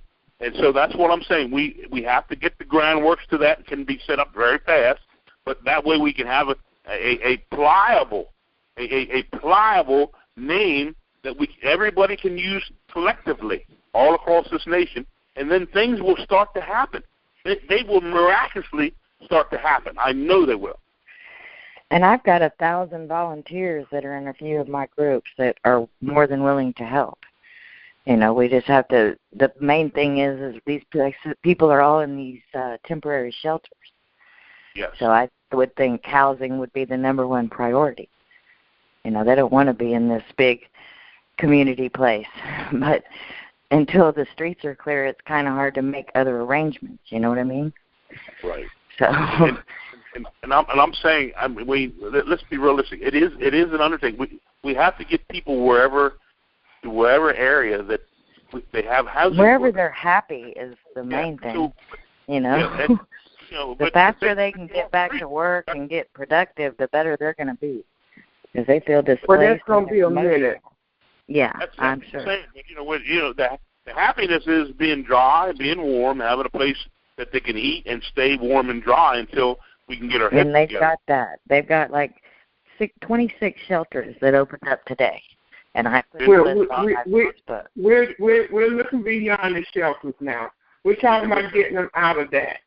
I understand. I'm just saying that's where they are now. They're not sitting in that's not shelter place. Those little collapsible things side by side isn't a place to fall. No, these are in churches and different organizations around town. Well, we want to be able to go into those areas and get them out of that, because let them do what they're doing right now. We're talking about getting things mobilized past this point, because we know where they are now, and the ones that they are getting into these different churches, shelters, mortuaries, or whatever. So we're talking about now after that. Right. So let's stay focusing on point. Operation Gulf Coast, is that what you said? I'm open to anything. You could even call it Operation Hope. You know. Yeah, I'm just saying that. What do you think, obviously? Operation Hope. What do you think? That sounds all right to me. That's up to you. But we need to just, that these are things that we're doing right now that are very, very important, because it has to be collectively all across. Because even when we talk to other calls, other callers and other gurus. We need to have a name that it's going to coincide with everyone. It ain't going to have 5 or 10 names. Well, what's your name? They're talking about something else.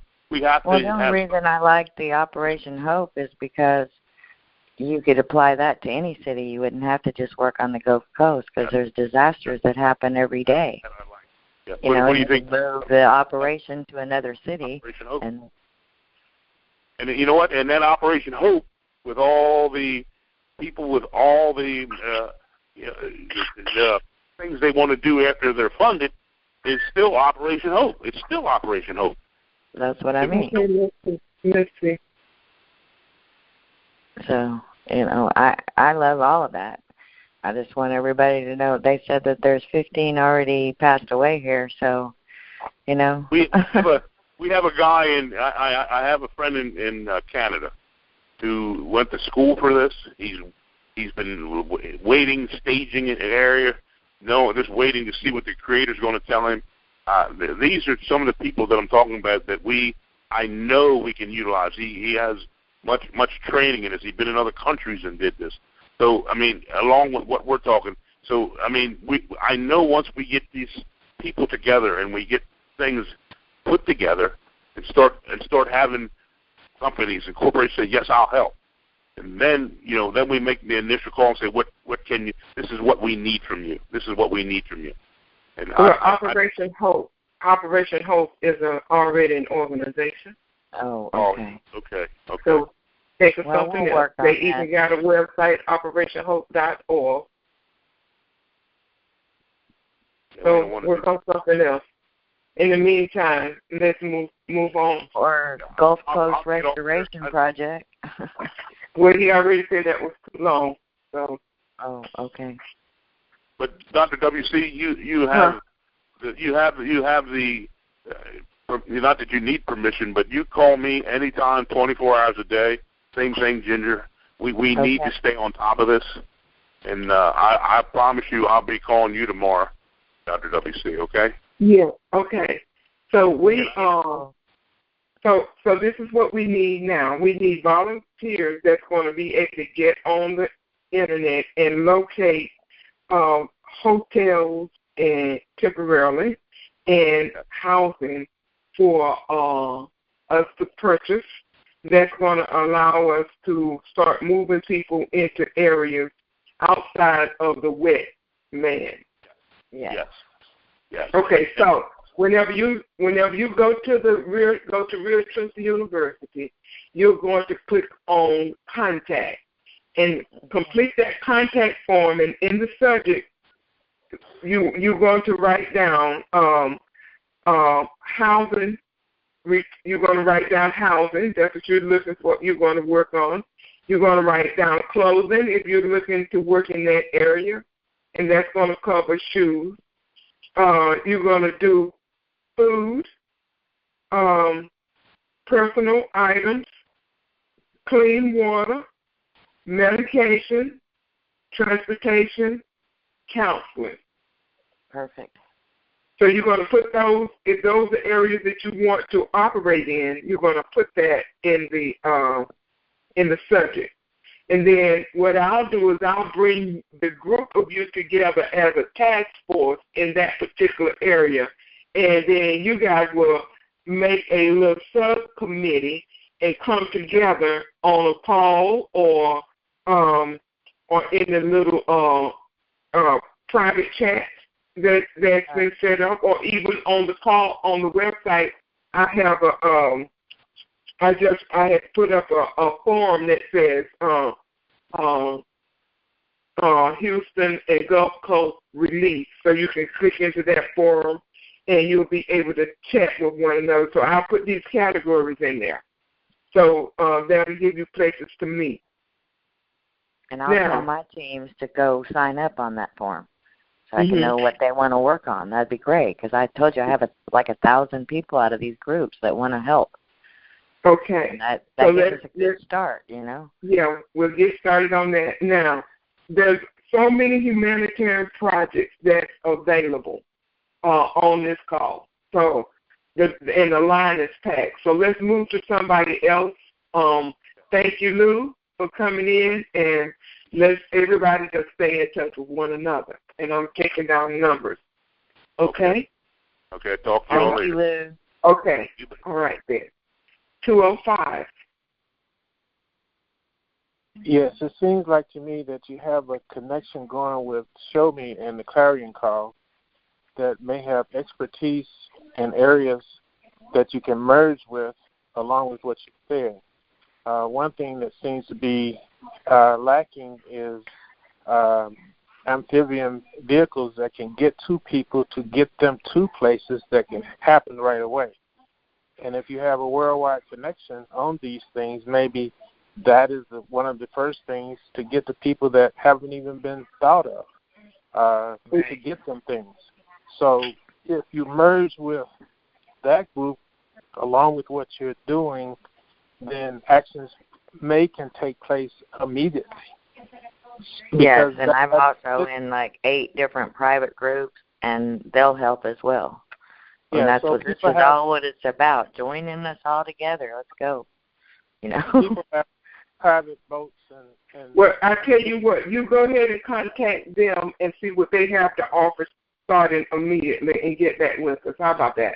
So you'll be the liaison with that. Right now, we going to deal with what we got, who's on this call, and what we got here now. I'm not trying to. They got his number. Huh? I'm not trying to defeat her. I'm saying to merge the efforts to what you're doing. I'm saying go ahead and do what you're doing, but that merger of efforts, if they get a greater number of people, we all just want to get help to the area as fast as possible. Okay, so you be the liaison to go ahead and get that taken care of. And let us know how that's let us know what they're going to bring on over. That would be awesome. Well, I was hoping that Tank, one of them might be on listening to the call that could do that, because I'm not sure of how to make that happen, besides to send them there is the form that you fill out to put your to get currency information. Fill out that same form on your website. Okay. And then show me will contact you. I know that for a fact.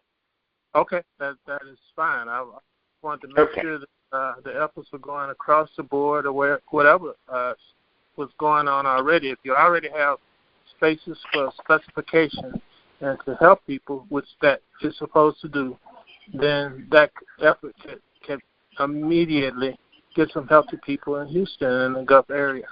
So that awesome. So I got you down as a liaison in that area. And so how do you want me to get back in touch with you through? We're going to be here every night. And then you can also go to my structured water unit and call my 800 number. It's out straight into me because I done changed the thing, so it comes straight to my cell phone now. Okay. It's waterunit.com. And at the bottom there's an 800 number. It'll come straight to me while I got it turned towards my cell phone. I have that. Okay. Thank you. Okay, gotcha.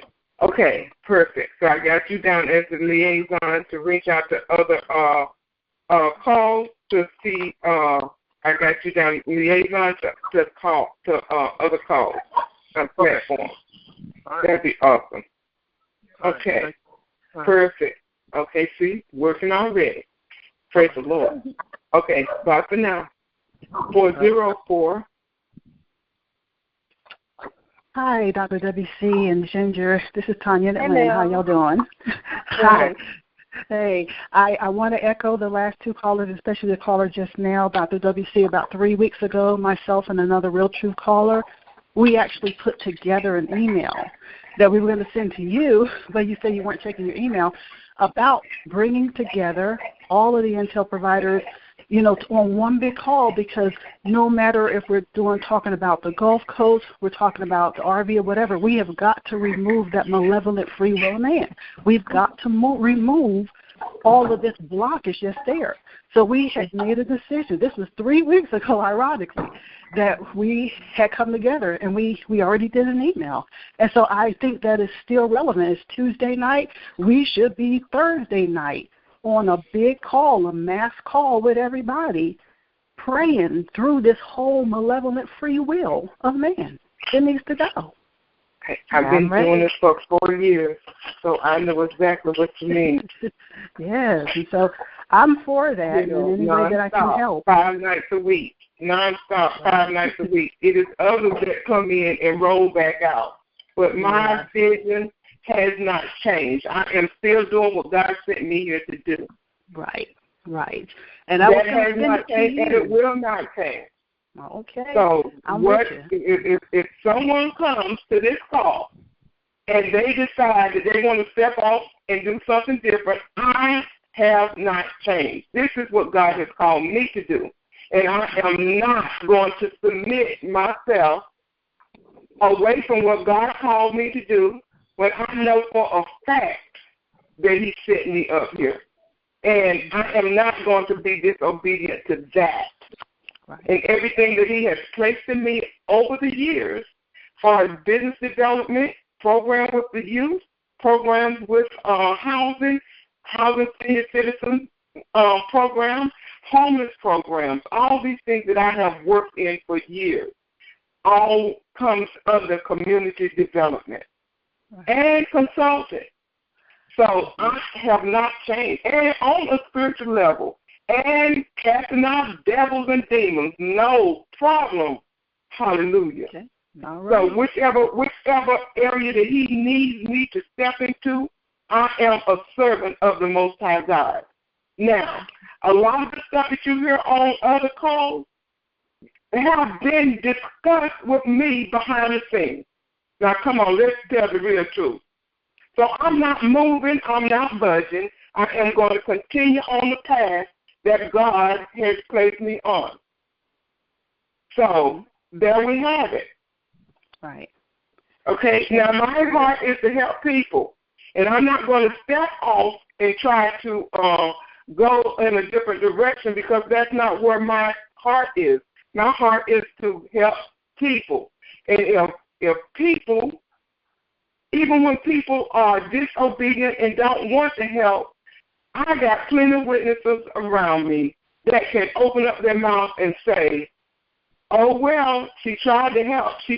I'm still going to keep on doing what God directed me to do until He said, that's enough, go do this. And right now He has not said that. So my heart tonight is to do as much as I can to help bring these people out of the poverty that they are trying to unleash on people before they get into that poverty. Because that's all it is. It's a way to try to destroy these people. So what I want us to do is to come together with the ones that we have on this call tonight. I'm not concerned about what other people are doing and saying on their calls because I had those conversations behind the scenes before those calls ever got propelled. Trust me. I know you guys don't hear and see everything. You don't, but I do. Mm-hmm. So what I'm saying right now is with the people that's here tonight, everybody has an opportunity to log into this call if they want to. If they choose not to, that's not my problem or issue, that's theirs. Okay? I'm still going to keep moving based on what God has given me to do because I know what His directions are to me. So, with the people that decide to log on to this call and stay, and we're not talking about PDAs, and stay if we're not talking about the RV, and stay if we're not talking about the political people, but do what they need to do to enhance their own lives. Then these are the people, this is the core group that God has placed here that I'm going to activate right now. I'm not trying to take nobody else's call down. I'm not trying to chase down the RV. I'm not trying to chase down the none of that. Because that is not where God placed me. He used that to get me to these calls. And the ones that are supposed to be here, He has directed here. And the ones that are here, I want to activate into working what they have in their hearts to do for humanity, not what somebody else is telling them to do, but what God has placed in their hearts to do for humanity, this is their test. This is the time for them to come together and say, I got this to offer, and this is how I want to project it. Not that somebody else is going to tell me how to project anything. Let the Lord lead you. Okay? Let God lead. No matter if it's us or everybody, I'm still speaking of that malevolent free will. That right. That's right. That's got to get off this planet. But in the meantime, since people will not stand up in their authority, which I have taught for how many years, and command these beings off this planet because they are operating in fear, or they scared they might come get them, or whatever. Okay, for those people, right now they still got a heart, I pray, to help the people that are going through while they are being pounded by these malevolent beings. Right. So let's go. Open up your mouths. I've shown the Real Truth Callers for years how to stand in their authority. So now it's time to stand up and take responsibility for our brothers and sisters, because we've been taught over and over and over how to take responsibility for ourselves. And we had a rush of the TDAs trying to propel us into how to take responsibilities for our own selves. Of course, we know that the enemy tried to reverse that for such a time as it fits. So now let's operate the program that people say that God gave them to do for humanity. I'm asking people that's on this call to open up their heart and start operating these humanitarian projects that they say that God gave them to do in their heart, and implement it in the Gulf Coast where people are hurting right now. Right. People are there's large numbers of people in places that can't even get a bath right now. Right. Exactly. Right. I have a question for all Ginger, of that has to change. I want to know the worst areas right now. I used to live in Houston, out in A-Leaf. I live in Austin also, and I've been checking in with my people. So what's the worst areas right now? Well, the south side all the way up to 610, they got hit. You know, they're closer to Galveston. You know, League City, Bailiff, Lamarck, Surfside, Freeport, those areas all the way up to Corpus Christi and Rockport, those areas are just destroyed.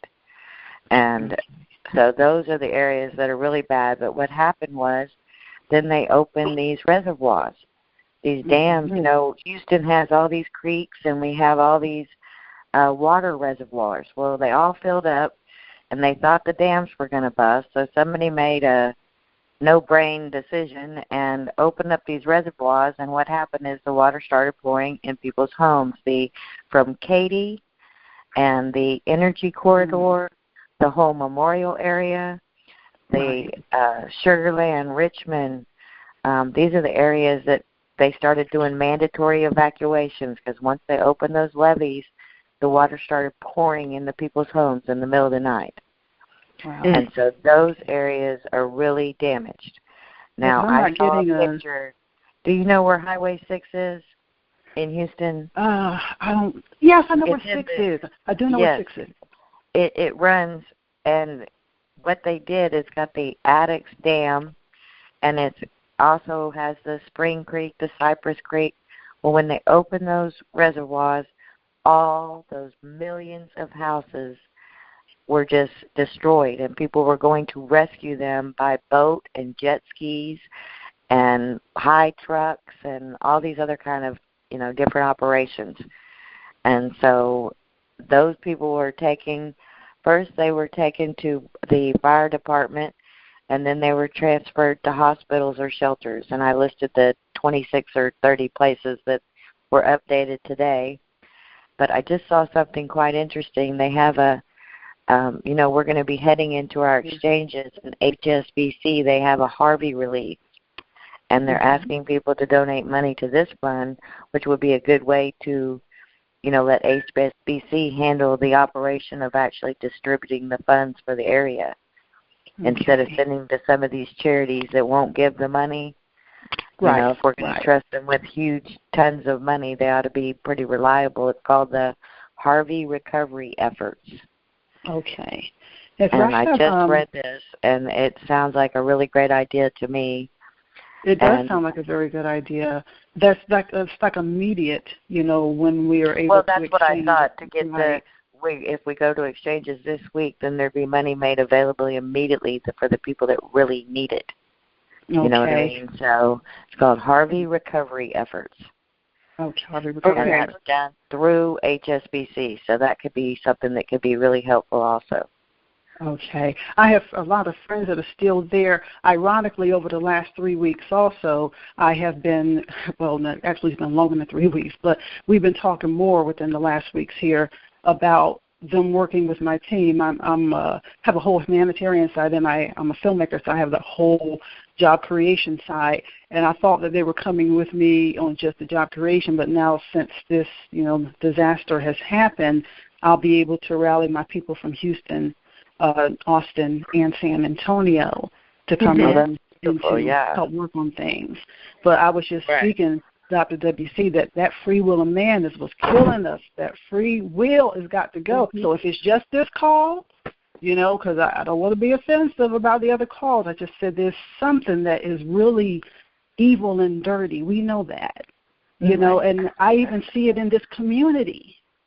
We are divided in the community. It's just so ugly. You can look at the websites and you see some people writing their stuff. There are keyboard killers out there just writing this stuff every day, and it's not doing us any good. Well, the word says the wheat and the tare shall let them grow up together. So that's what you see. And this is a good time for people to use their discernment and see who's who and what's what. So in the meantime, we need people that's going to. I'm looking at this U.S. map. We got the higher part of Texas going towards Dallas, and all up in that area, and we got on into Oklahoma, right the tip of Arizona for the people coming out of Mississippi, Alabama area. Gulf Coast.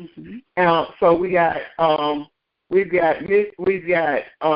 Arizona, maybe Tennessee if we have to take some people there. So there's Mississippi people that got hit on that coast.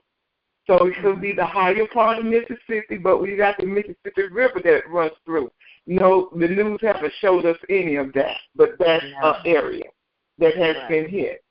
Okay, then we have, we're looking at taking people up to the other northern part of going towards Dallas, on up past Dallas into Oklahoma, New Mexico, and Arkansas. Mississippi people can go over there closer to Arkansas. So that's 1, 2, 3, 4 states that we can probably safely move people in strategically where we can make sure they're taken care of.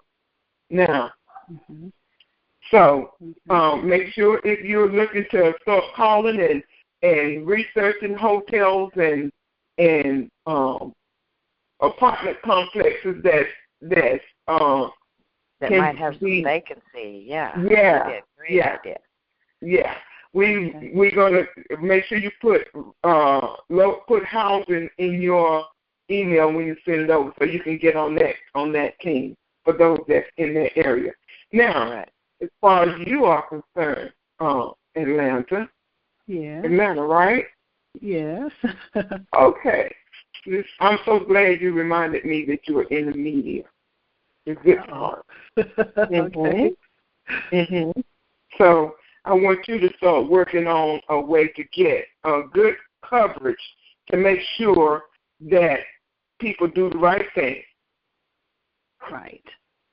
Well, we're wanting to start working on. We were going to start working on Real News anyway. That was our plan all along, to start documentaries that would, or shorts that would basically tell the truth and tell what's real, because we my whole thing is, I want to change the face of media. You can't change the face of media by working within the current system. You got to step outside. Right. And that's the reason why I called the other night and asked Fisher the question about what's happening with the cabal, because I wanted to know what I was up against. Well, you don't need to ask that question. Just look around. Okay. All right. This is a prime example of what's going on. You don't now flooding people out, trying to gather this kind of information. So, you know, and they have the platform that can do it. That's the problem. On it. Okay. So you start working in that area, and you know what to do. Yes, I do. I won't be scared. And I'm going to take those states that you named, Dr. WC, and I'm going to see, because what we did was we broke down the volunteers per state. So I could actually pull the people in those areas that'll know the hotels and the apartments that could be available, because that's something they could easily do in their spare time. Just make a phone call, ask the manager. We're trying to, relocate people. What's your availability? And see if we could do something to get this going immediately. Okay. That's a great New Mexico, Northern Texas, Arkansas, and Oklahoma.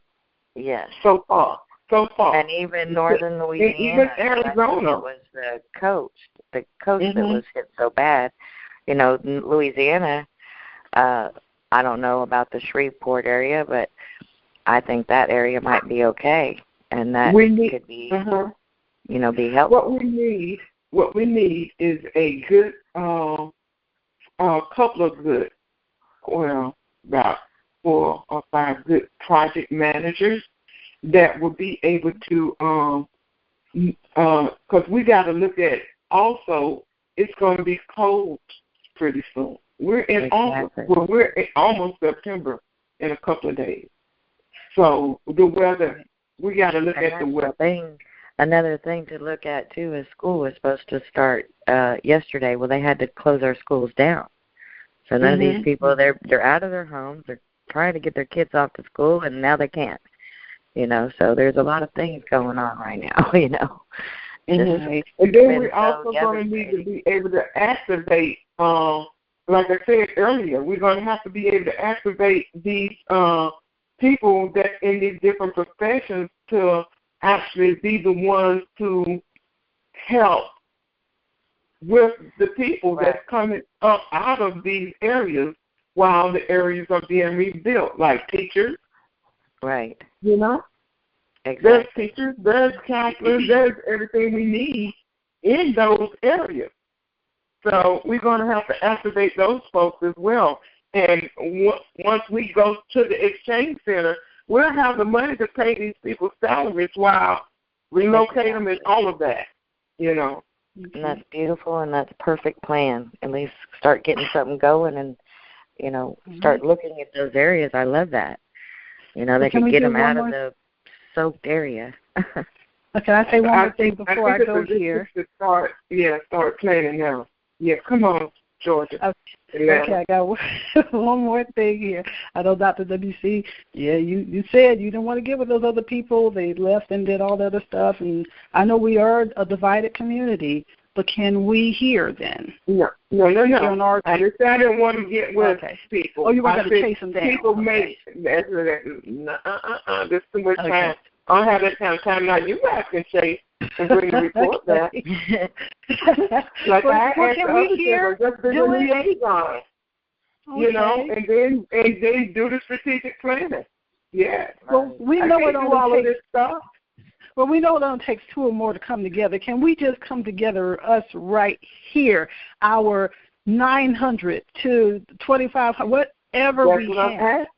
We just come together, but we got to do that prayer to get that free will, that my free will. Let's got to go. Well, see, we can't do nothing about that because that's something God gave. That's a gift from God. So people have to make their own choices. Okay. You cannot influence nobody else's will. I was thinking about like the malevolent acts. Maybe that's the wrong word than their free will. The malevolent acts that they keep doing over and over and over. You have to recognize these beings are not human. Yeah, that's true. They are not human. They don't care about the human being. They prove that by trying to drown you in your sleep. Letting them water down at 2 o'clock and 3 o'clock in the morning. All right. You wake up to go to the bathroom and water up under your bed all over the place. How is that human? That's true.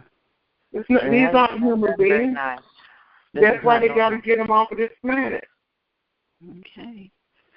Well, I understand, and I thank you for your time, ladies. Ginger, our prayers are with you. Living in Houston, living in A-Leaf, I've only touched a tiny bit. We had a rain one time where the water was only up to our knees, and I saw just a tiny bit of what it can be. So our prayers go out to you, and we're with you. We're standing with you. Oh, well, let me just say this.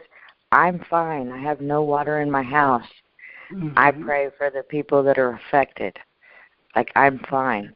And I appreciate your prayers, and I love you, and I know what you mean, but I want people to know that I'm doing this for the people that are displaced and really, truly going through some emotional things that, right. You know, I see these people writing on these sites and saying this stuff. They have no idea what these people are going through. I can't even imagine losing every single thing that you've ever had your whole life and trying to keep your kids calm, and you're thinking your baby pictures of your children are gone, and, you know, all your clothing, your belongings. You know, it's very emotional. So right. I'm just trying to make people see that this isn't about me, you know, per se. This is about the people that are really affected.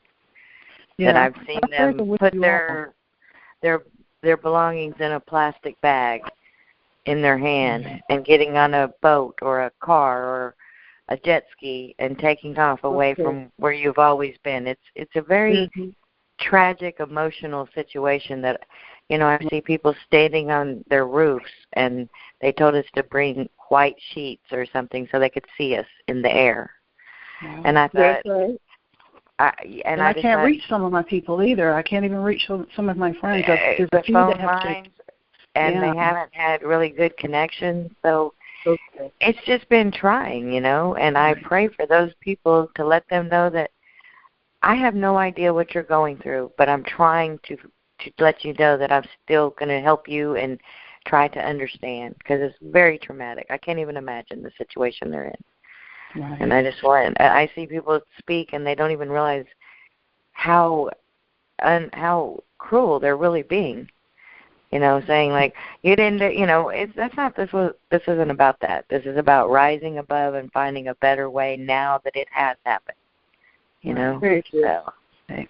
Well, let me leave out the way here, and so I thank you all for your time, prayer, and love.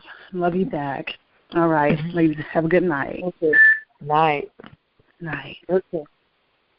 Okay, so let's move on and try to see if we can get something accomplished. 407. Can you hear me? Yes, indeed, we can. Okay, great. I think this is really positive. I'm going to move quickly because I want to cover a couple of things. I'm the guy that wrote up the idea and sent into Dinar Chronicles to get HSBC to take donations at the exchanges, because everybody will freely give, and they'll give a lot of money. And a lot of money will. You did. Thank you. Yeah, a lot of money will solve a lot of problems. To get our heads around this thing, we got to think about a reverse Katrina. It's 12 years later. And if you remember, Katrina took 2 years easily to get cleaned up. This is going to take at least a year to get cleaned up. We want HSBC. We want their help. We also would like to get the help of the government and the military. And for that, Bruce claims to have the largest network of veterans and is going to be the biggest hiring person of vets post-RV. Let's put Bruce and his veterans network to work. I'm thinking if we can get in touch with VFW posts all around the Texas area, they are, first of all, veterans, which means they have a network of individuals that they can operate through. Second of all, they're veterans, so they've been trained to do things. They've been trained to respond to situations like this. Veterans are trained to conduct warfare, so you can organize them, you can deploy them, you can get things done. They're not like civilians that wander around lost in the forest. Okay. As far as supplies, when we had Katrina, we used the Red Cross and we used the military all over the country to locally, everybody cleaned out their closets, got all the clothes that didn't fit anymore, got their medical supplies out of their bathroom cabinets, Band-Aids and deodorant and shampoo and soap and stuff like that. Perfect. And boxed it all up, dropped it off locally, and then the Red Cross and the U.S. military both drove truckloads to the Katrina site and distributed those supplies.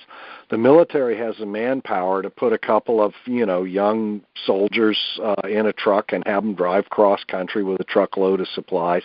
And Red Cross can do it, all the time as well. So keep that in mind. If we can get people from all over the nation that are watching this on CNN to, gather relief supplies, clothes that don't fit anymore, clean their cabinets out, make their donations and drop them locally, and then transport them down to South Texas. South Texas is going to need this stuff for the next 6 months. Once we've got the money, and especially if we can involve, I'm thinking the military, anybody that's unemployed and back from deployment, or has, some kind of military background, it's readily available manpower that you can immediately pay to do things. So you can get U-Haul trucks, you can go to Walmart, you can go to Price Clubs, you can go to BJ's, you can load trucks up with whatever is necessary. As people who are exchanging, we're going to have the money to buy a U-Haul truck full of goods. Okay, it's $15,000. Here's a check. Load the damn truck up, have 2 young guys drive it down to South Texas and distribute the supplies. See, but that's the problem right now is a lot of these roads aren't open. Right, but they will be in the next week, 2 weeks. A day, yeah. Katrina is the model for this thing, right? This is a reverse Katrina. We are Katrina 12 years later, and if you really think about it, that's why I posted the post on the Cajun Navy. The Cajun Navy right now is on the Louisiana side of Lake Charles, and these are all the guys that go out fishing and hunting in their boats on the weekend. They were here yesterday. Right. They're loading up on the Louisiana side, driving across Lake Charles on their boats and providing aid to Houston. They did a lot of our rescues yesterday. They call it the Navy because they remember 12 years ago when Katrina went under, all the people in Houston came over and helped them, and now this is their chance to pay them back and say, thank you, brother, my turn now. So, but if we can, we'll have money. Anybody that's unemployed, anybody that's got a military background, understands organization, understands logistics, understands transport, understands delivery, understands take this U-Haul truck with $20,000 worth of cots and generators and shampoo and granola bars and cases of water and whatever the hell we can load up in it and drive it from Kentucky to South Texas and deliver it to a VFW post where veterans in a VFW post who have experience can then distribute it out to the homes in their neighborhood, in their 5-mile square area. Right. Because that's where they live. Those are the people they know. That's their community, and they have the background. So it'd be great to get a military contact that can gather supplies from all over the country, clothing, household goods. We can publish a disaster list. I'm sure we've still got them left over from Katrina. We need diapers. We need, aspirin. We need shampoo. We need soap. We need, men's and women's underwear. We need shirts. We need shorts. We need shoes. We need socks. We need, and load up from all over the country, drive it down to South Texas, because we got a year to keep South Texas alive, right? They're screwed right now. And the same with the Red Cross. And somebody worked the hotels, but again, to wrap this up, anybody with contacts, push HSBC to get that donation at the exchanges, because everybody's going to be fat and flush with money. If you go put $100 trillion in a bank account and somebody says, these people need help, can you help them? You're not going to say, here's $20. You're going to say, here's $10 million. Here's $20 million. I have a question. Here's $1 billion, I have a question concerning that. Now, do you have some kind of safeguards in place or guidelines in place as how they're going to distribute that money to the hands of the people? No, I don't, and I don't care. My goodness. No, hold on a second. Good. Hold on a second. I watched Katrina, and I watched bodies floating in the street. I'll never forget that. I'll never forget that. That left an image in my mind that I will never forget. Mm-hmm. We have 7 family members in South Texas, and thank God they're all okay. We're on the phone twice a day with them. Thank you, Lord. We're going to have more money than we can spend in our lifetimes, in our children's lifetimes. It is no longer about, I need to count pennies and save $20. It's people standing in front of their house that used to be there and is now totally gone. So we got Bruce, we got RealTruthCall, we got Clarion Call, we got TNT, whatever they want to do. We got a lot of people that have been in this community for 5 years, and they've been saying, we're going to do humanitarian, we're going to take care of our brothers and sisters, we're going to be there for the world. And in a way, God said, okay, step right up. Here's your chance. Show me what you can do. But so we're going to have to organize. And if we can get the money put together, it's going to be one of those cases where you may not have been ready. You may not have all your plans in place, but the need is here and the need is now, and we need. Well, I'll donate $50 trillion to them right now for this. Right, I'm in the same boat. I mean, I'm coming out of. If you let me go in and exchange, I was looking for another human angel, but I'll just be it and donate it. Right, I'll give you $10 billion. I'll give you $50 billion. Exactly. I mean, one problem that I have is and that's why I say vets, because by and large, vets are great, but Red Cross is not great. I and understand I'm not giving a dime to the Red Cross. They take 95% of the proceeds and only give 5% to the victims. I 95 understand. Okay, so why every single site is pushing the Red Cross? I'm not giving them a dime. I'm trying to find. You can't say, hold up, please. You can't say I don't know what they're going to do with it, and I don't care, because they can pretty much not even give it to the people. I want this money going to the hands of the people that are suffering right now. I agree with you. So you still got to put something in place where they're going to get this money into the hands of the people, and not organizations that's going to take it and keep moving. So to say I don't know and I don't care, that is. No, I'm saying you're going to have to learn on the fly. And I'm saying it is not acceptable for us. Look at the GCR, for Christ's sake. It is not acceptable for us to say we are going to sit and plan for the next 3 years before we implement. because that's exactly what happened with the GCR. We're going around waiting we're for still sitting here. An 800 number. Okay. You know, if I had the money, I'd be out already distributing. Right. That's what I'm saying. Whether we got it right, whether we got it half right, whether we got it mostly right, whether we got it a little bit right, we got to get on the street. The thing we got to get right about is not donating to charities that steal the money. That's all right, so we'll point. use the charity finder, and we'll find. That's why I said right off. Generally not speaking, charity finders. We'll do it well, ourselves. you know what I'm saying. Generally speaking, if you line up 1,000 military personnel of all kinds of rank, 80-90% of them are going to be good people. Oh yeah, there's a couple of bad apples, but not, the vast majority of them are good people. They're trained, they're service-oriented, they got a decent moral character, and they can go to work right away. I need a job. Right. So anybody that is unemployed, anybody that is underemployed, we pay $40 an hour. We pay $50 an hour. We need people that can come right now and do something right now. Exactly. And and that's why I said, Bruce claims I got the biggest vet network in the country, and I'm going to be the biggest hirer of all the vets in the country. And I'm okay, Bruce, stand up and show us what you can do.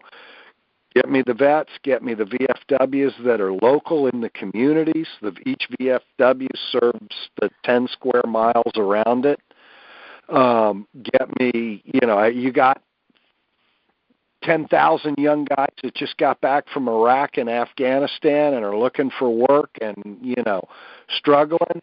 I got a job for all of them because, 8 out of 10, 9 out of 10 I can put to work and know they'll do a good job. And I can pay them anything I got to pay them. Okay, money's not the issue. I'll put them in hotels. I'll give them a per diem. I'll buy their meals. I'll pay their gas.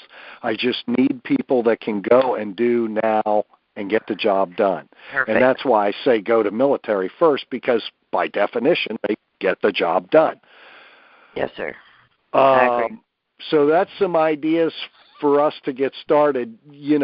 I'm not a big fan of the big charities as well as you are, but when I say, okay, I got a decision to make, I got nobody standing. Yeah, I got nobody standing in front of me. I need to get something done next week.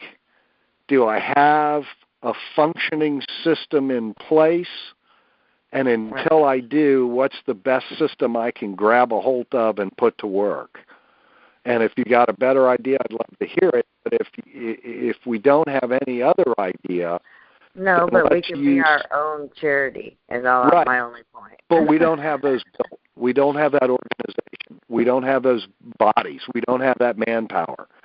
Okay. So they connect with Bruce and have him to everything already you sent. just said. Yeah. Already okay. sent. Good. Sorry. Okay. Good. So got so we headed in that direction. And those would be the people, I guess, that would go in and start working with the cleanup and stuff, because that has to take place. Right, and if I already sent you and he an email to Real Truth, and if you can follow up with him, I don't know what your relationship is with him or how open you are to that. It's your show, and so I'm just making a suggestion. But you could invite him on if you're going to have a call tomorrow night and say, hey, Bruce, we'd like to invite you. If you can come bring military in and help us with this relief effort, we'd like to partner with you. You're a man of God, we're a man of God, man of God to man of God, shake hands, and we'll go do the work, okay? It's up to you. It's no man between my legs. Well, you know what I'm saying. I mean, man in the man and woman sense. Okay. I understand. I'm very clear on that, Dr. W. We got some girl power going on. I want to clear that up. Yeah, no doubt about that. But you understand, person to person, okay? Yeah, I'll call him tomorrow and see what he got. Yeah, if if we can get the money at the exchanges, everybody's going to be feeling great coming out of their exchange. You all like to make a donation? Absolutely. Give them a whole bunch of money, And I think we'll raise more than they'll be amazed. Oh, yeah, because it's a chance to put something right to work right away. I mean, exactly. It's immediate. It's beautiful, yeah. It's a great plan. And instead of planning and planning and planning and planning and never implementing, let's freaking implement. Nobody's had the money. Well, I have a track record. I have a track record of action. So you now I don't understand. know about everybody else. No, I'm talking about the GCR in the last 3 years we've been going around. That ain't got nothing to do with us. We want it to come forth. We're ready, willing, and able to go. Yes, I understand. Right. We are ready, willing, and able to go. Turn me on, Coach. More than ready. Just hit my button and let's go. Right. They got the quantum energy. They know what's in your heart already. We might wake up and the money might be in our bank account. Here, go do your thing. Right. Now, if anybody has got, I don't know, and this would be something you would understand, Dr. WC, with your background in churches and official religious organizations and mega churches and all that. If there are any good ones, I was Irish Roman Catholic a long time ago. If there are any good churches, okay. I apologize. And that's and grew up with Italian Catholics. Okay, so if there are any good ones, and that is a pool of manpower, men and women, just human power, person power, that we can tap into to get boots on the ground. And that's what I consider that. It's because I'm looking at where can I get 10,000 people and put them to work next week. You know, I don't call up Kelly Services and say, "Hi, I'd like 10,000 humanitarians, please. Could you send them right over?" You know, where can I mobilize manpower to deliver aid? Because what we saw in Katrina was, we got a big problem. We got to stop and think about it. We got a plan. Well, this is what I saw. Right, and people are sitting down there in 110-degree weather with no toilet, no shower, no refrigerator, no food, no water. Right? I mean, they need something now. Over this, and they were trying to make money off the people. Best Buy was selling cases of water for $42. That's what I'm talking about, price gouging, and people towing cars out and charging $75 to take you from the street to the side of the road. Right, and give me two young soldiers and a U-Haul truck, and let me pull up to a Price Club in Kentucky or Alabama and load it with $20,000 full of water and hard foods and soaps and shampoos, and say, guys, your job is to drive this truck down to Houston and meet this guy in this VFW post and deliver these supplies to them so that they can distribute it out into their community. And I'm going to take care of your hotel. I'm going to take care of your meals. I'm going to take care of your gas. I'm going to take care of all of it. Right. But I need able-bodied men and women that can get something done and get it done now. Can you handle that? I'll pay you $250 a day plus expenses. And I'm sure we'll get thousands and thousands of volunteers, and that's the problem. We have all the dinar and the currency community. Right. And that's why we need the powers that be to say, "Oh, damn, okay. Let's get something moving here. Well, let's get this the money." Problem is. Right, turn it into cash so that we can do something. Joel Osteen, my doors are closed. You can't come make my church messy. And Hell that's no. the problem. We're ready, willing, and able. Okay, I'm not going to criticize any church that is now open and collecting supplies for real people that are there. I don't know whether his church was flooded. I didn't go there. I don't know anything, So I'm not going to criticize any particular one, but the ones that are closing their door when the people need them the most are not going to do the business. That's exactly right. Shame on them. I'm going to be giving my businesses to the companies that were standing out the street, giving their supplies away to people. Right. I'd love to find the guy that opened up the furniture stores and said, come in and give him $5 million. And I know him personally. His name is Mattress Mac. Well, Mattress Mac, here's $5 million. Replace all your supplies that got dirty and clean all your stores, and thank you for having a heart. And he's always been that way. He does our rodeos. He gives free tickets. He's always been that way. I know the man. It's I don't want to say his McIntyre, but he is a good man. I'll write that down. That's enough for me. I'm out there. You know that, Dr. WC. You know I email you to death. So we'll be on all week, and I'm going to yield so that some other people can get a chance. Yeah, I want to go ahead and get through this tonight so that we can make a move tomorrow. But anybody, I would suggest that anybody that's got contacts, if you got a brother-in-law that's, in the Army or something, and you got a contact that you can help out, shoot Dr. WC an email and let her know so that we can have people we know call people we know and get stuff moving. That's perfect. Mm-hmm. And it's all about access. Thank you for calling us. Oh, sure. God bless. God bless you. Thank you. We'll talk soon. Okay. Bye-bye. Okay. Bye for now. Okay. We got 832. Hello. This is Becky.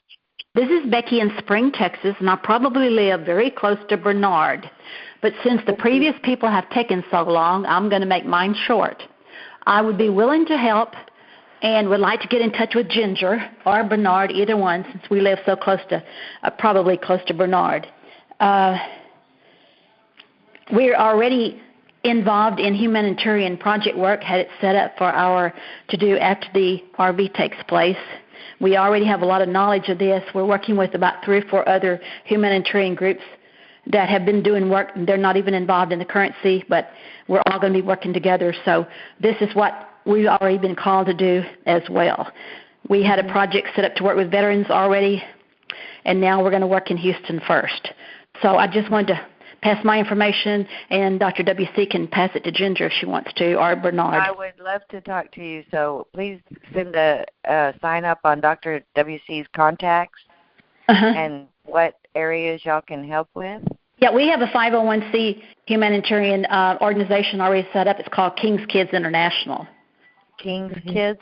Yes, and we're very close friends with a woman here in Houston in Spring that has an organization called Moms Against Hunger, and they've been doing catastrophic humanitarian work worldwide, and we're very close friends with them. So we're probably going to be working with them in the next few days as well.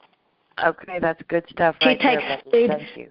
She organizes this, and they send food all over the world, mainly taking care of the kids. That's beautiful. After any catastrophic weather-related situation. Thank you for calling. I will definitely look at your website. I'm wanting to get in touch with you anyway. We heard that you were here in Houston. Oh, yes, I live right here. We've had the TV on since Saturday, like nonstop. The whole time we've been awake watching all this. It's been very tragic. I think there's been so many sad stories, but it was really sad seeing the cows going down the road today that were so misplaced, and they're trying to get them out of the water. That's beautiful. And Pure Land, where they had people haven't turned into the weather. They don't know how much rain we had here. I was 42 inches over in Pure Land, and we heard the mayor. It's raining right now. We heard the mayor say that I think there was 1 trillion gallons of water they were trying to get to let out, as you were talking about earlier, and they said that was enough to take care of the water supply in New York for 15 days. So it's pretty amazing, 1 trillion gallons.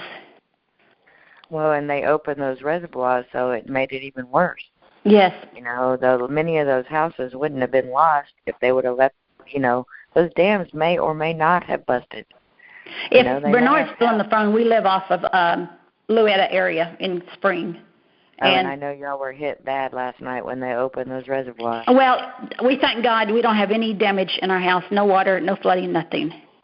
Part of my subdivision had water, but we don't have any water in the house, and we thank God. We've been in our house since Friday evening. We haven't left it because of the roads, but we have no damage, and we thank God for that. Yes, you are blessed. We were. We really are, and we know who's taking care of us. Yes, that's true. Give all the praise to God. So, if Dr. WC wants to write down my number, or you want me just to put on the contact information? You can put in the contact info. I just sent it to Ginger also. Okay. All right. Thank you. Thank you. That's beautiful. Mm-hmm. You're welcome. Thank you. Thank you. Thank you, Becky. You are welcome. Thank you. All right, then. 989.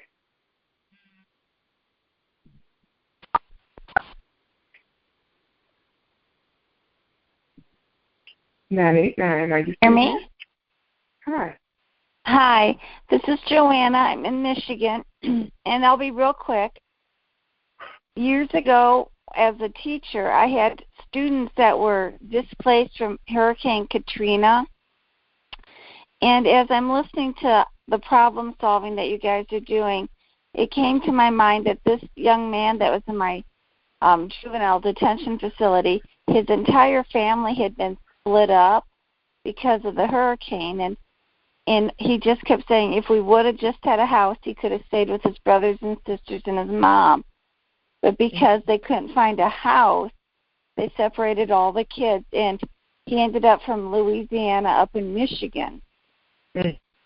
And as we get our blessings, if people would buy houses and start donating them to put families in, and having them ready, because these families stay in these facilities as long as they can, and then they have really no place to go, and the families get destroyed, and then it destroys the lives, because this young man was really lost without his family. I mean, he was in a juvenile delinquent facility. And that's one more way we can help, as we get money, buy houses, and just donate them. I love that. And one of my humanitarian projects was to go, and we have abandoned houses all over the city. Well, now they're flooded, so my humanitarian projects have to change with what's happening, right on the fly. So now we have to find other areas. That's why I say if we go north or east or west and get away from the flooding so these people can retain some kind of normal life, that will help, Exactly. And, I'd love to come down and help. I'm a retired school teacher up here, and so I could do that, come down and help some way. Right. I'll send an email in through the contact list, and if there's some way I can come and help. Hearing from somebody, because if people are willing to come in, we're going to need all the help we can get. Right. Especially from teachers. Put teacher in your ear. Yes. And that are used to working with children. That'll, these kids have to be terrified. They're not in their homes. Their parents have to be stressed. I mean, it's a tough time, I can't even imagine the situation of your whole family out of your home, and you can't go anywhere. I mean, it's just devastating. It breaks my heart, all of them. And this young man was in a shelter for months, and then they divided up the family to find places for him, and he ended up in foster care in Michigan. Okay, that's just crazy. That's That was a long way up. Oh, and he was so sad. He got into trouble and drugs, and then he was in my facility. He's been. I mean, I can't even imagine any plan that is humanitarian that would separate a family. But they were desperate to find places, and that's what I'm saying. Is they shipped a lot of people to Houston, and I know that where I lived in an apartment complex at the time, and what they did was they took any apartment and gave it to families. And I know that I don't know who exactly paid for it, but I know that they didn't have to pay any rent. They put them in for free, which I thought was great to help them, get to rebuild and find a job, and provided clothes. But that's what we're going to have to do: stick with them until they can get their life back to normal, and even continue if they still need anything. I love the idea of the family offices and the family centers where people have some resource to go if they're in trouble or need guidance or help. We've kind of let people just go on their own, and nobody has any semblance of normal life, and that's what needs to happen right now. Oh, absolutely. Secure, and that we're not going to abandon them once, that we'll always be there for them. And that's reassuring, and that'll make people, it's kind of like the trickle down. If I do something nice for you, you want to go do something nice for somebody else. And I just have always said that anything I've done, I do it for free, but you have to turn around and help somebody else, you know. So if we all adopt the love, then we'll all be acting very humanitarian and benevolent. So I love that. And people will step up. Pay it forward. They'll step up. And I'll contact you through the contact list. Thank you, Dr. W.C. Thank you. Thank you. Yep. Good night. Bye for now. Good night. 313. Wait a minute. Hello? Hello. Hey, W.C.? Yes. Hi. Yeah, hi. How you doing? I was just thinking of a name, and y'all was talking. I was thinking of Show Your Hand Operation. Say it again? Show Your Hand Operation. Show your hand. Yeah, like to help. I was just trying to think of a name when y'all said, yeah, like a helping hand, Show Your Hand Operation. You know how Jesus showed his hand? Mm-hmm. We'll put that on the list. Show your hand. Operation.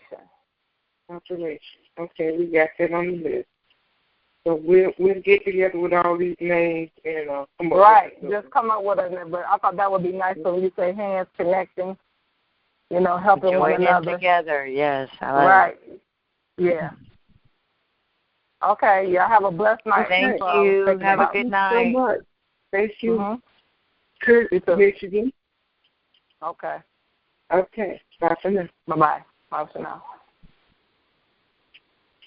Okay, Real Truth Callers, thank you all so much. God bless each and every one of you. Thank you for your input, insights, concepts, and ideas, what we continuously pray for. So we bless you. We thank you for coming in tonight. Ginger, thank you so much for being here tonight and sharing your heart and your love love you all, and I just want you to know that, these are great ideas, and I'm ready to implement. I'm ready to start looking for hotels and people so anything, if you need me anytime, please call me, Dr. W.C., and forward everything you get so we can put something together fast. Yes, indeed. Okay, we'll talk tomorrow. Okay, for sure. All right, then. Thank you all so much. God bless you. May the Lord watch over you until we meet again. May his angels stand guard around each and every one of you, your family members, loved ones, friends, and households. And may the wealth of the Lord come forth like a mighty rushing wind. God bless you. We'll see you on the next call. Have a great night. Good night.